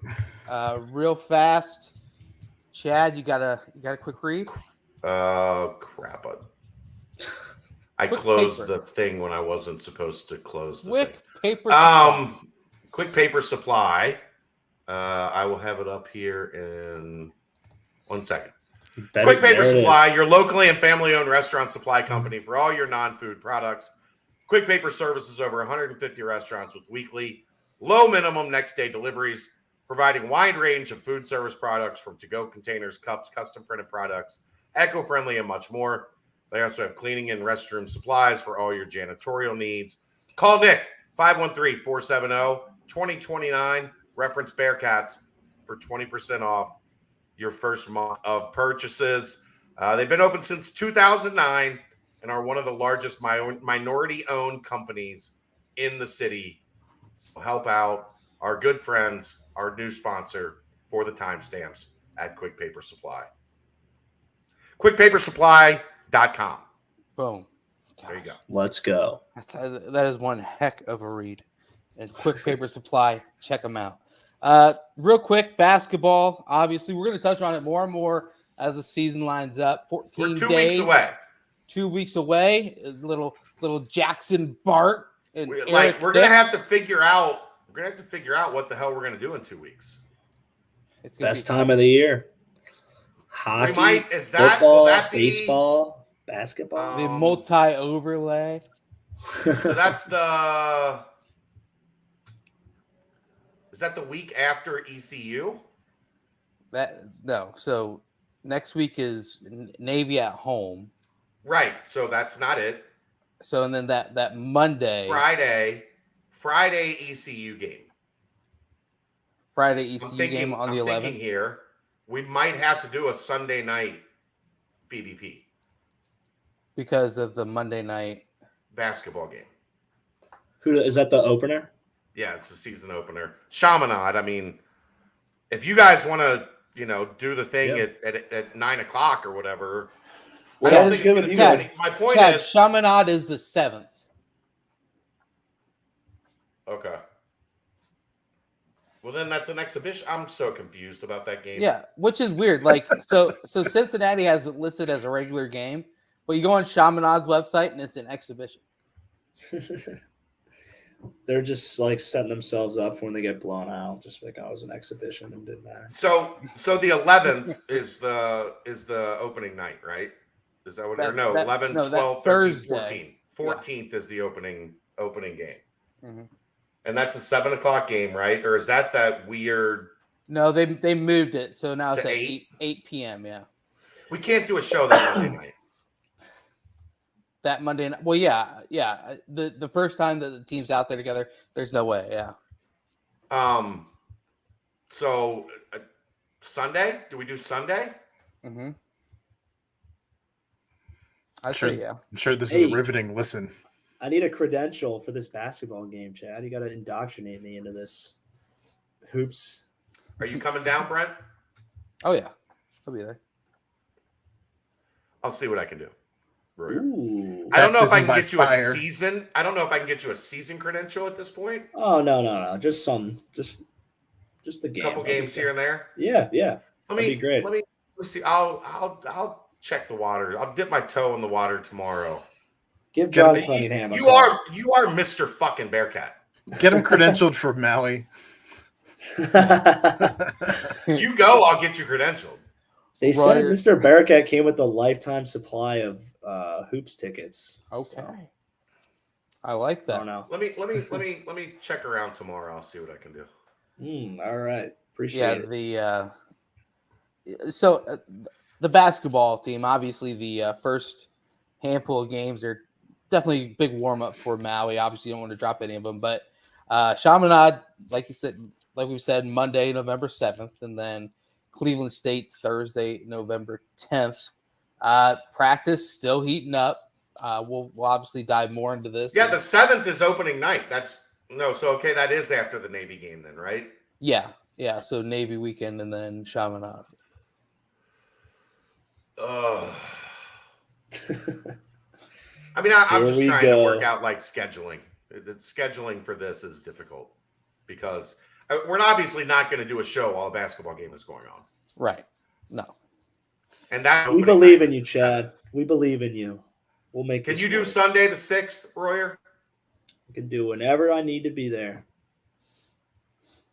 All right, we might have to do Sunday for 2 weeks from now. We'll see. Deal. It'd be exciting to see the squad out there. Obviously, anything more birdie wise or? No, I mean we talked about what I saw at the last practice I was at last week. I'm really interested to see what comes of this weekend. The information that gets out after the super secret scrimmage with Purdue. That's going to be like the real tune-up. That's they're taking that one as a game. Mm-hmm. No, we'll still have an AAC recap, Matt. Aaron is contractually obliged to the AAC recap. One way or another, that will get done, even if we have to do it on Saturday night instead. One way or another. It'll get done. Don't worry about that. Don't you worry, Matt. Get you. Tonk, there is no way I'll get you a seat on the team charter. That is not happening, brother. Oh, hold on one second. Okay. I did want to show off. Dave showed off last week Tonk's birthday present that he got him. Uh-oh. Oh, I know what this is. Present. I helped pick this out, actually. Same. I wonder which one he picked, though. Do you know which one he picked? I have a feeling which one he picked. Tonk didn't tell us which one he picked, but yeah, basketball team. We're excited. Chad's about to show us something basketball related. He's going to throw on, but I think obviously we'll hear a lot after the super secret scrimmage against that team from West Lafayette. Yeah, I just hope nobody decides to pack their bags and go home early this time around. From the super secret scrimmage. Oh, you're talking about Well, that's another thing. Like I've got a buddy that's an Illinois fan, and he's texting about how they beat Kansas in their super secret scrimmage, and this is our year. Oh, that's the one that's the one I said yes. That is sick. nasty. That is sick. You got to bust that out for the basketball opening night.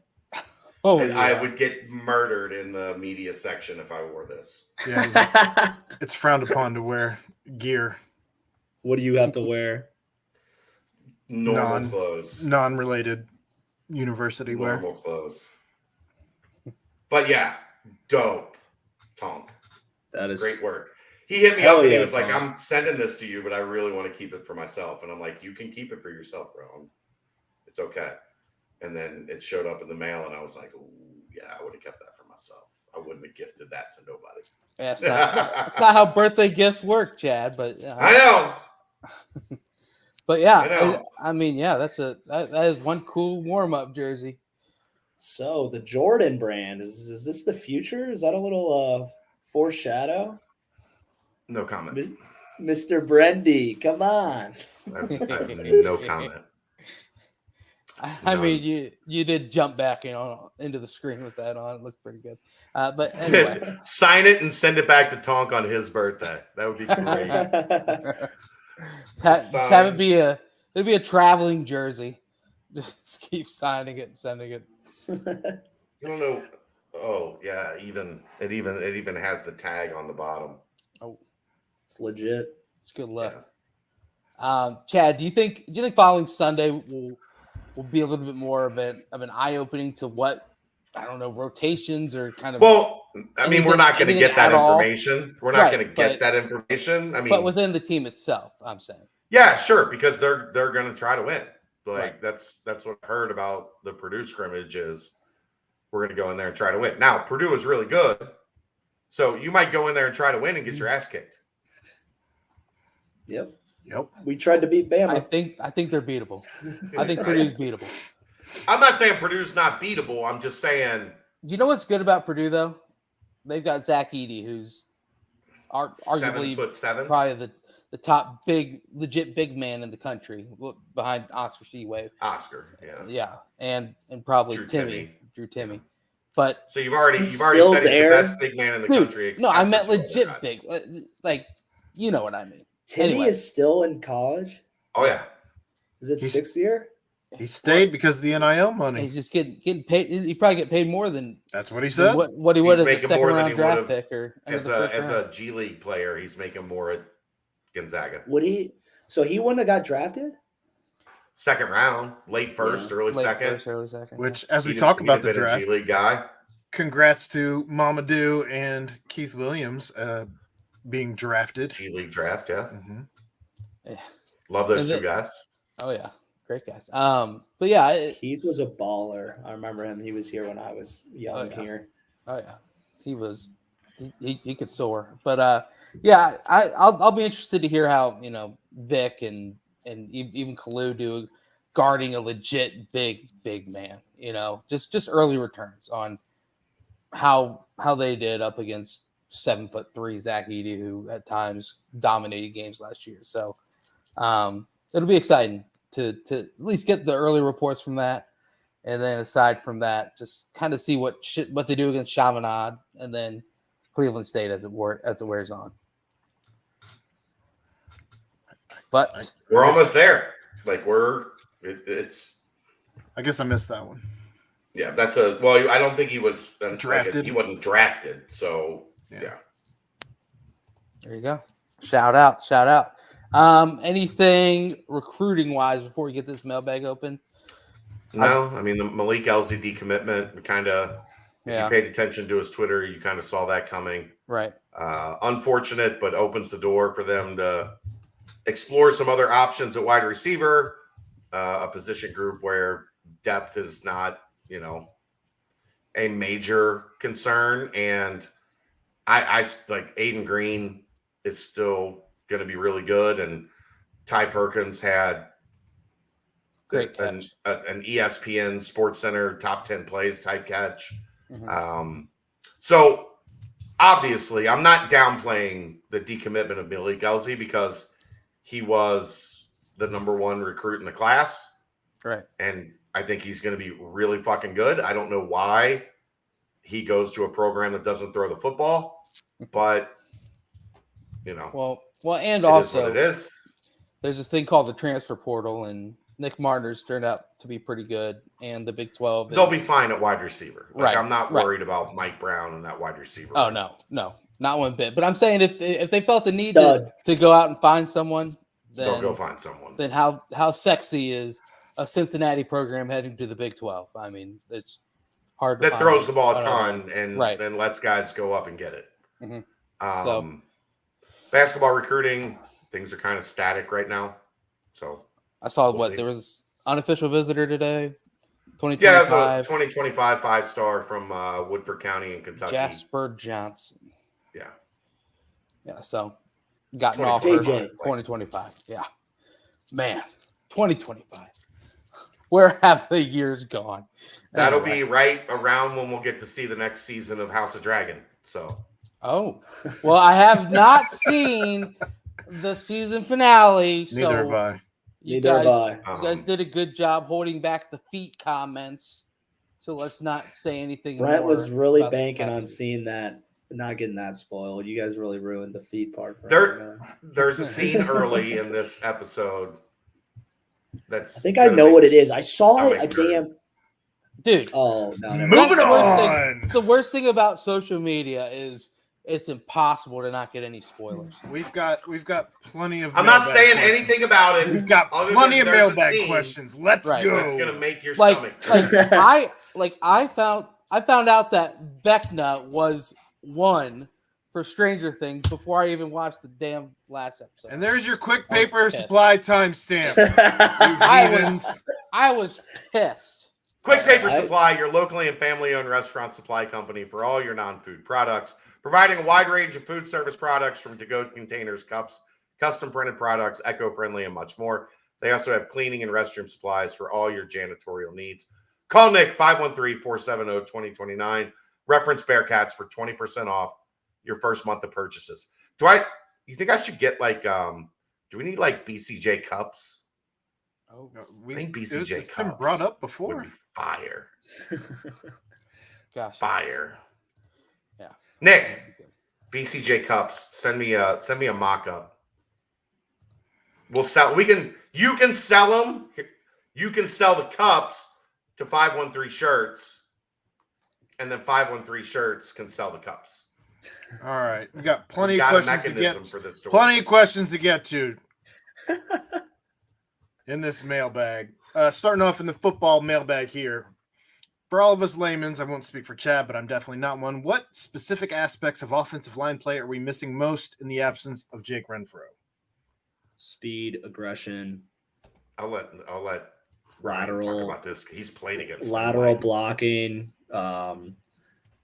getting up to the Leadership. second level, leadership, just overall experience.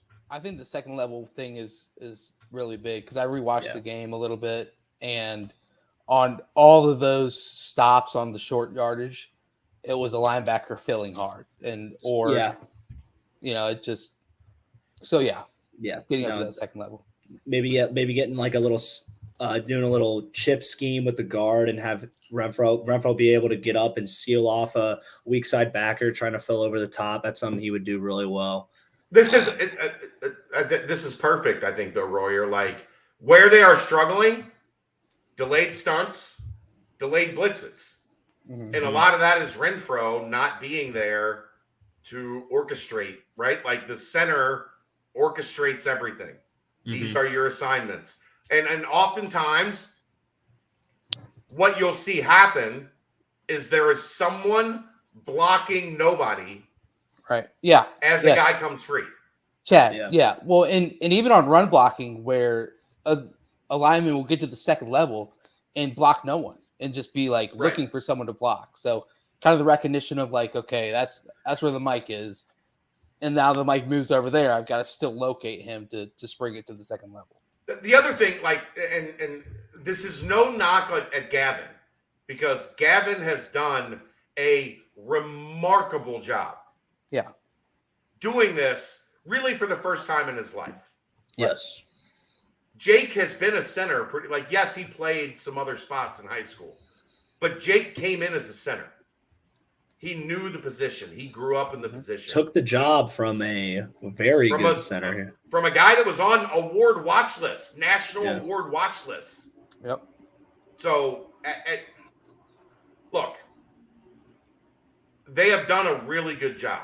But when there have been breakdowns, I do think those are the areas where you say that is stuff that you're pretty confident Jake would have had under control.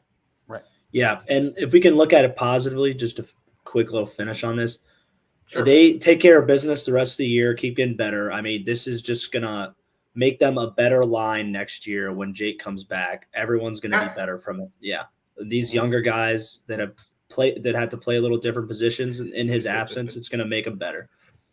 I joked with him. I saw him Tuesday when we were down in the facility for media day.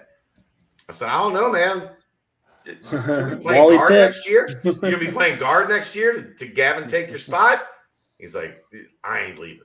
I ain't going nowhere. Yeah. I'm the center of this team. He is. I love Gavin, and I appreciate what Gavin's done while I've been out, but he ain't taking shit. No, I agree. Briefly break down Bearcats versus Tennessee Vols and predict the score if played in Rocky Top versus Nip at Night. Maybe better done by Dave on Holy Grail Pod. I mean, Tennessee's playing as well as anybody in the country right now, and the Bearcats are good but not great. I don't. Those scores would not favor the Bearcats at this point. Can't imagine that. Would have to play the perfect game and get a lot of help. Some help. Right. Yeah. And Hendon Hooker is number Yeah. like 1A or 1B in the Heisman. Like 28. Yeah. Huh? I said, isn't he like 28? Yeah, I think he is. It's like year 6 or so. He's been around getting for a up long there. time. He's getting up there. The issue of penalties is always something that's said can be cleaned up. How exactly are they cleaned up in practice and throughout the week by the team and coaching staff? I think we did touch on that. We did a 30-minute segment. Plenty. So, is this the game Fick and crew circled this year? I remember in previous seasons where Fickell had discussed him and Freeman circling a game to spend some more prep time on. Typically, it was teams with a different style of offense, such as Navy and UCF. The UCF offense is quite different than anything we will see all year. No, it's not. It's read option. Like this isn't Josh Heupel UCF. Yeah, it's Like different. this It's is not this nearly is as running much. quarterback, Mhm. RPO, read option. I'm sure they have this game circled to an extent. I don't know that cracking the code on the Gus Malzahn offense is like all that like groundbreaking, right? Royer, would Yeah. you agree? Yeah, no, it's not the same. I mean, they tried when he first got there, it was basically kind of like, all right, we're gonna like, since you guys are so like trained in this like high tempo, we're gonna like keep it around, but it was not nearly as intense and as It's not what he wants to do. It's Yeah. not who he is. No, it's not. And so it's not the same. Not that they're not as talented, but just not the same like style. I would say this game and Tulsa were the games. They were probably like the conference games. They knew they were going to be dogfights and to be ready for. But yeah, I'd say that this is a game you always look out for when you're playing these guys. All right. Chad, can we hire a hypnotist to hypnotize our offensive line to stop the illegal procedures? Nothing else has seemed to work in the last 5+ years. What would it be like to go to a whole game with 1st and 10 instead of 1st and 15? I mean, they've done it in 5 of the 7 games this year.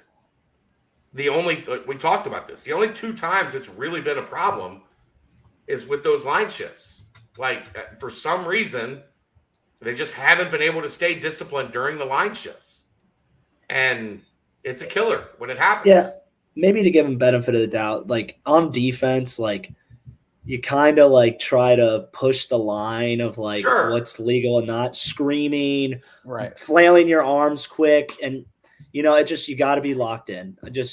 You're kind of like, you're not necessarily encouraged, but you're not going to get like yelled at if you're like kind of messing with the O line and towing that line between what's a penalty and not for on the like delay of game. Is that what they call it? Delay of game on the defense when they like scream or something? Yeah, I don't remember. It's something like that. There's no Jackson player simulating the snap count anymore.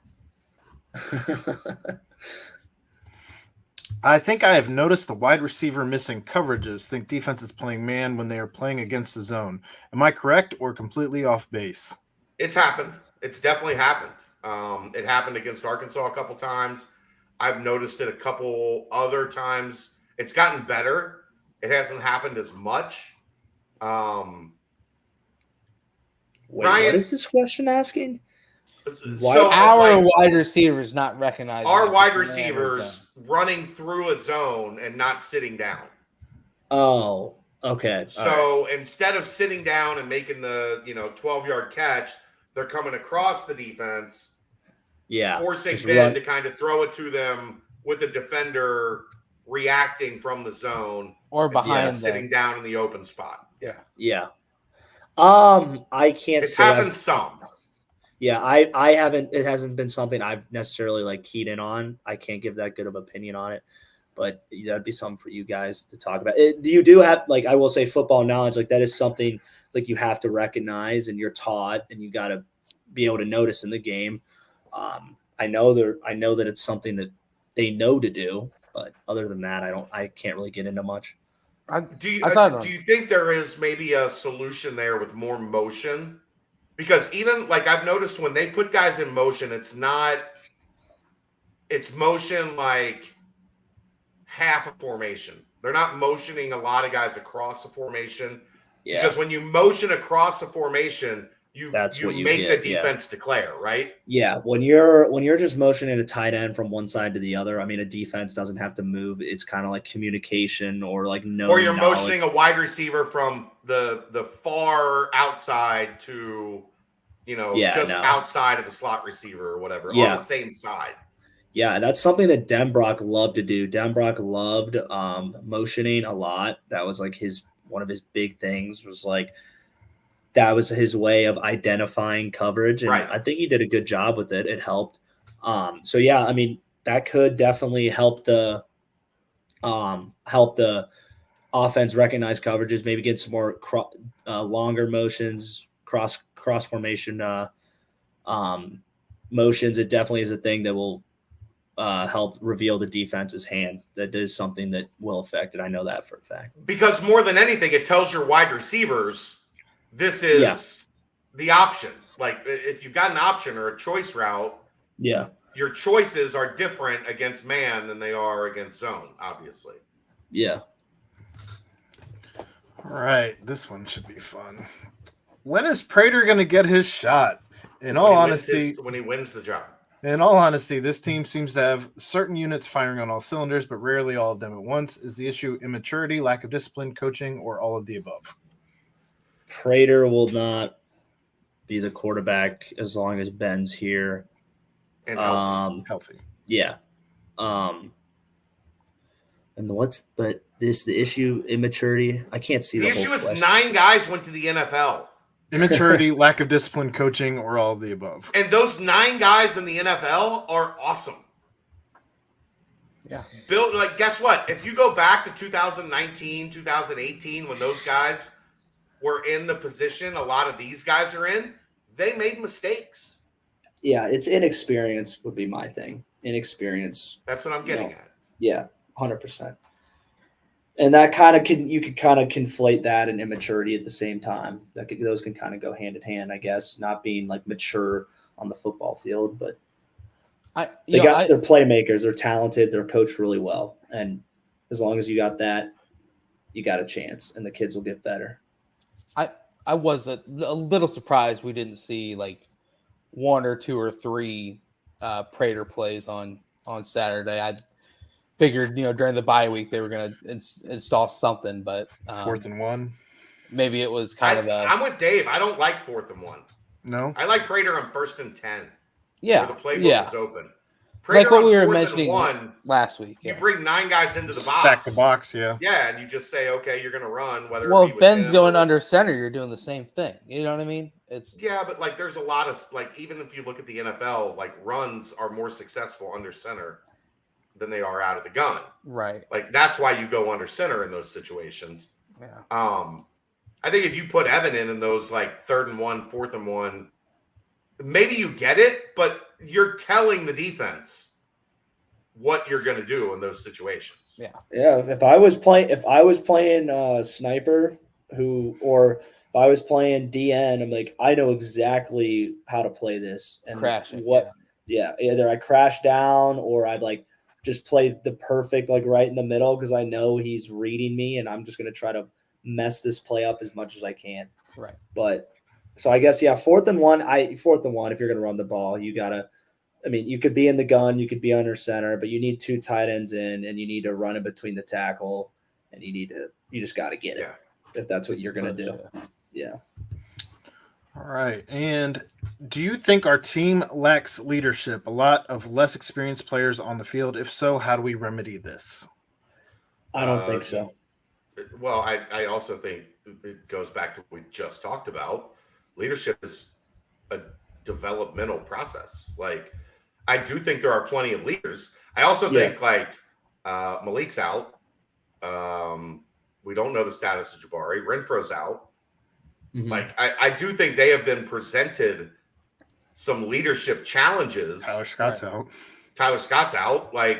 Some of the guys you were leaning on for leadership right now aren't in the game. Mm-hmm. So now you're relying on other guys for leadership. I think that's a challenge. Whereas I think, you built up from 18 to 19 to 20. And then in 21, there were answers if there were gaps if something happened, if somebody was out or whatever the case may be. I mean, we've talked at length about this team being a young team this year, but just think of how much more experienced this team's going to be next year as you go into the Big 12. They're not young. They're just not wildly experienced. On the field, yeah. Yeah, on the field young. Like there are a lot of guys that young played and a reps. shit ton of snaps for a long time. And it got to the point where even like, Luke's talking 1A, 1B, 2020, 2021, Dez isn't coming off the field. Sauce isn't coming off the field. Kobe's not coming off the field. Arquan didn't come off the field unless he was hurt. Arquan's not coming off the field. Cook's not Hicks coming off didn't. the field. Even in 20. It was mainly just the D line. It was just the D line on defense. The linebackers. Right. That was where the rotation was. But the Joel, linebackers were the Beavers. same. I guess DP and Ty were the only guys that rotated. But they were one, right? Yeah, they were. So, yeah, like look, guys, this is the stuff. Like, would you like for it maybe to have been farther along by, game 7? Yeah, you probably would. But then you factor in the things that I'm talking about, where Renfro's out, Malik's out. Jabari now is questionable. We saw an injury to Tunstall. Like, he came back in, but sometimes you can come back in and then you go through a week and your knee or your ankle or whatever it was, like, doesn't react the way that you thought it would. Tyler Scott, we don't know because it's an ankle and you're dealing with a Ferrari. And guess what? If a Ferrari's got a bad tire, that Ferrari's not a Ferrari. Like, so it's the natural progression of a season for a team that lost 9 guys in the fucking NFL. We have to I know I get annoyed when I saw one of the main graphics at the beginning of the game on Saturday was all the guys that are gone to the NFL. But then you have to remind yourself, this team is still trying to replace thousands of snaps. Yeah. Ryan Royer works at GE now. Yeah. I put some of this on Ryan Royer because he had a COVID year. He could have come back. If Ryan Royer comes back and he's not a part of this podcast, maybe the leadership isn't as much of a problem. Well, just think about this. Like, honestly, we are a couple snaps away for being undefeated and being in the playoff picture again. Right. I don't know if we would make, just judging how certain teams are playing this year, we might not make it in, but we and be in the conversation. So I think, yes, there have been some miscues and some lack thereof of certain things, but just where the team's at right now, I think is a great spot. And I think they're just going to get better too, because that's how teams like this go. I'm going to pull something from Tonk here. I think the team lacks vocal leaders. How do you know that? I disagree with them. Yeah. How do you are you there? You live in Texas, Tonk. The problem is Desmond Ritter. Desmond Ritter was he was a big media presence guy. He's a name. But he wasn't rah-rah. No, he wasn't super raw. He'd get his O going, but in terms he was a very good vocal leader. But I'm saying he kind of would he took all the attention towards that. He kind of overshadowed other guys like Kobe Bryant, big vocal leader. I know Will Huber's a vocal leader. I know Arquan Bush is a vocal leader. I know Dylan O'Quinn's a vocal leader. It is hotter than shit. Oh my god! How did they warm up for games in this thing? Because that's what this is. It's a shooting shirt for games from the Jordan era. I'm gonna look at the sweat stains. I'm gonna pass out if I keep that thing on. The other one he had picked out for you was velvet. You look like a good Italian there, huh? All right. Moving on to the basketball portion, or were you finishing up your point, Ryan? No, I'm just saying, I think Tonk's point was it might appear that way just because Desmond Ritter stole the whole spotlight on that. But there were guys on the team that didn't get acknowledged for being vocal leaders because of Dez. And now I think there's guys that are here right now that have stepped up and are doing a good job of it, that you're just not really going to see that side of them, and people aren't going to latch onto it. All right. That is the basketball portion of the mailbag. Moving to the football portion. This is the basketball portion now. To what extent does a lack of rim protection on the roster make it more difficult to press? Seems like last year there weren't the right guys on the perimeter and wing to press, and now it feels like there aren't the right safety valves in the front court. I'm concerned about that if you're going to press.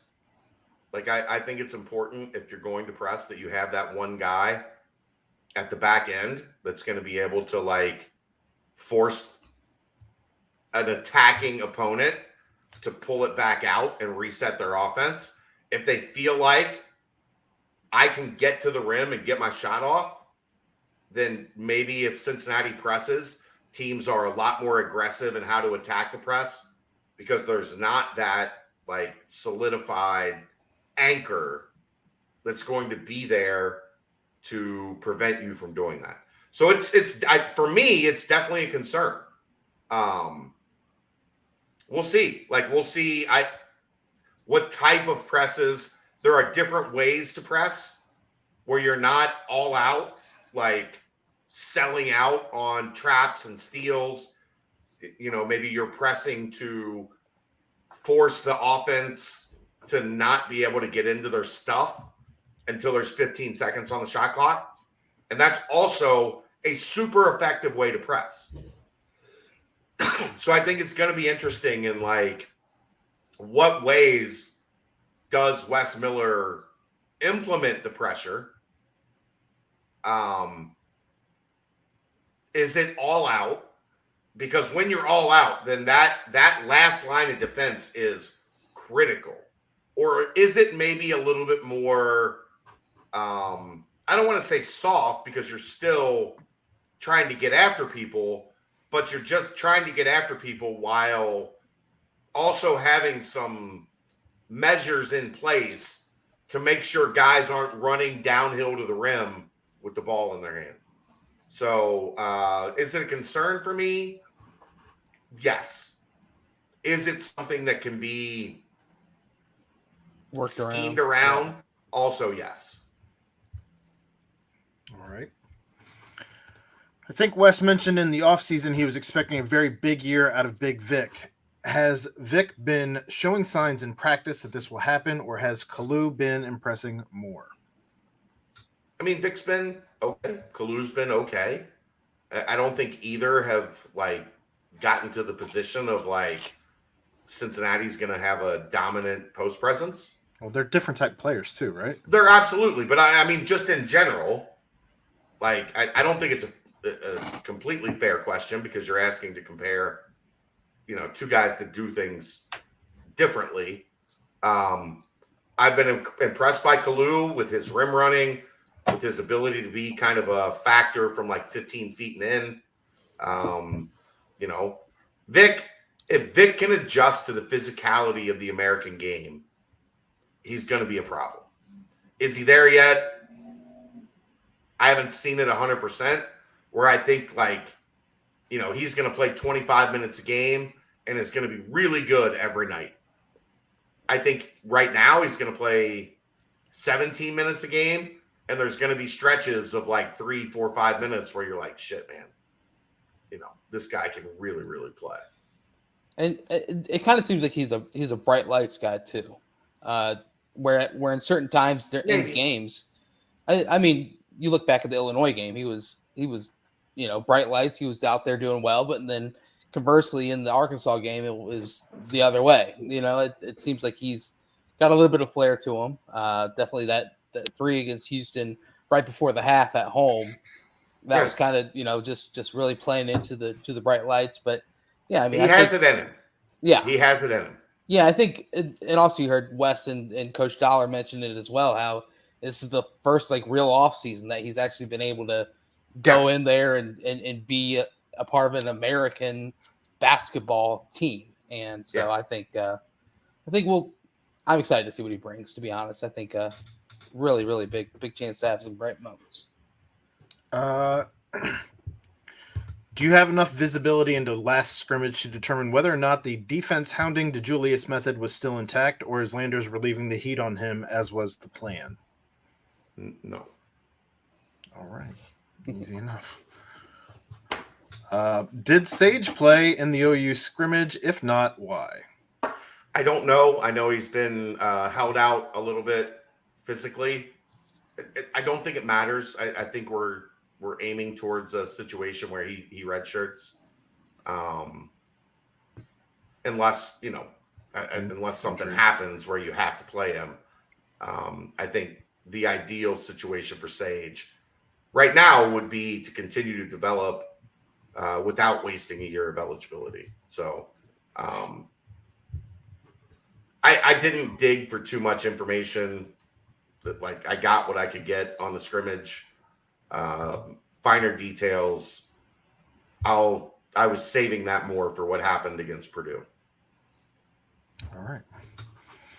And the last question in the basketball mailbag: who is our next official Hoops visitor? If you had to guess, I'm working on that. I don't have a great answer for that yet. Maybe Davion Thomas. From there, I'm working on it. all right. And the last portion of the mailbag is the Banks portion. Slammed at work, so I have to make this quick, guys. Should edits by Taylor create an image of Aaron with the AAC emblem as the background, or have him in a Tulsa uniform for the 2023 AAC Updates podcast? No, I think what we do when this goes through is that we have like we have a picture from the top AAC game of the week with Aaron's face put into like the ball carrier, the quarterback. Well, see, defender. I was thinking a deep fake with Mike Oresco, and as Aaron talks, it's his face talking on Mike Oresco's body. But I think they're talking about like an edit for like the main AAC picture recap. Yeah, I like this idea. Yeah. Well, just keep in mind I'm the one who's in charge of putting up the pictures and all that here. I mean, I have veto power. I can just delete it. I have veto power. I can mid-production. It's gone. The president. I can take away your access. Moving on. For Brent, P.S. Sprinkles or no sprinkles on an ice cream sundae? Oh wow, ice cream sundae. I mean, if there's gonna be sprinkles, I guess put it on, man. But I choose a lot more things before I get to the sprinkles.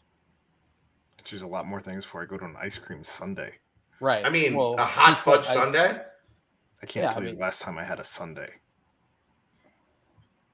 Hot fudge sundae is pretty dope. Why did he just single out Brent for a sprinkle question? I don't know. Pretty sus, man. What's your go-to like ice cream? Like if you're going to an ice cream place? I really like Graders. I bounce between cookies and cream and black raspberry chip. You're just going scoops. You're a scoop. I could put it on a cone. I like to lick a little bit. But yeah, like but you're a scoop guy. You're just like you want scoops, whether it's in a cone or in a cup. You want scoops. You try. Keep this thing. I like to put it. I'm not even gonna like. I was just watching Brent's face. I couldn't even finish without. All right. A lot of people probably do what I do. Moving on. Howdy, gang. How are you guys feeling about Big 12 commish Brett Yormark? Seen a lot of digital ink spilled lately about him being a damn good salesman who is trying to get a new and exciting TV deal done for his conference, and I'm curious to hear opinions about the man from Bearcat Insiders at this moment in time. I haven't met him.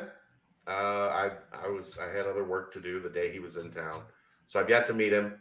I'm impressed so far. Like I think the guy has a vision. You know, it also goes to like this. There's also this notion I've seen it from the Pac-12 that like, oh, he's a salesman. You know what? Like salesmen are a big part of what make this fucking country go, right? Like Why is that a negative connotation? The guy is good at selling the product that he has been hired to sell. At the end of the day, isn't that what you want out of your commissioner? Right? Well, yeah. And Aaron, you've done a great job kind of just voicing how like he's hip, man. He's like what is needed right now to talk to these television companies and let them know, hey, we see this in our potential. We see that, which might be something outside of the box than an old traditional. Well, would you rather have commissioner your mark, or would you rather have Klykov, who's just sitting on his hands? And dude, I think your mark is big business, and right now college football and college sports in general is one of the bigger businesses out there. So if your goal is to try and be if the goal is to try and be the third best conference in the country, you have to have a salesman. Goals first, baby. Let's go. Well, I mean, one rung at a time. We know the ACC guy sucks. Yeah. That's the Pac-12 guy is just kind of like, well, you know, we're going to sell everything to like some competitor that operates from the moon. No, the Pac-12 guy is too busy pointing the finger at the Big 12 saying they did it. Yeah. As the Big 10 steals their properties. It's the Big 12's fault. Jackass. That's the mailbag. Okay. Get us out of here, Brent. Well, hold on.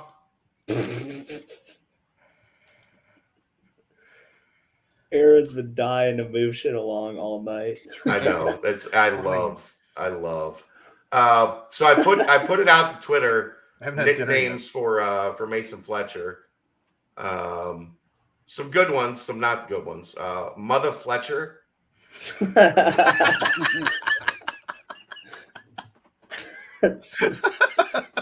was a mother Fletcher bomb, boy. I like that a little bit. Yeah. Thor. Oh, not even close. He's like anti-Thor. What's anti-Thor? Fat Thor, but then he's the opposite of Fat Thor. Hold on. This was why.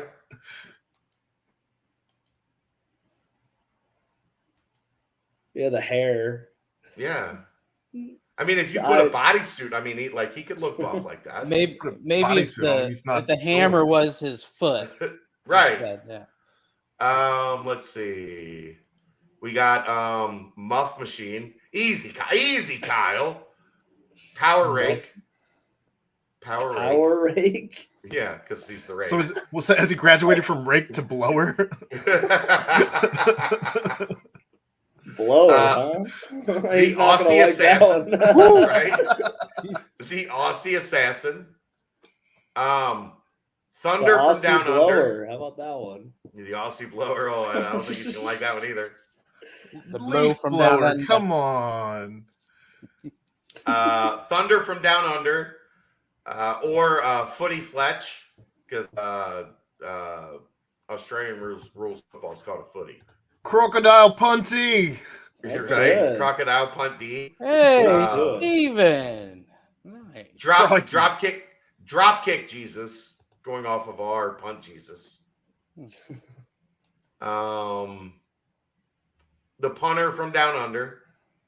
We've lost 20% of the listeners in this segment. Yeah, they're all checking out. The All-Australian, All-American. Jeff didn't have the individual name, but he called him and James Smith the Aussie when Posse. I said the first part. The Aussie Posse, him and Jimmy. Yeah. I still think punt Jesus. Like, we can't do punt God anymore. That's out. Yes. I still think punt Jesus. Hi, JQ. Hi, Shaman. And hi, Shaman. Shaman is usually somewhere around here because he loves Ryan Royer as much as we do. I love Shaman. All right, you can go, Brent. All right. Well, thank you very much. Quick Paper Supply, timestamp, y'all. Yeah, another great, fantastic PvP. Big shout out. Big thank you to Danco Transmission and Quick Paper Supply. Big shout out as well to Coach Fickell on his program securing historic 54th. Build the fucking statue. Plenty more to come. But start melting the copper. For my guys, my partners, my pals, Aaron Smith, Ryan Royer, Chad Brendel, I am Brent Young. Yet again, another fantastic BBP presented by BearcatJournal.com. See ya.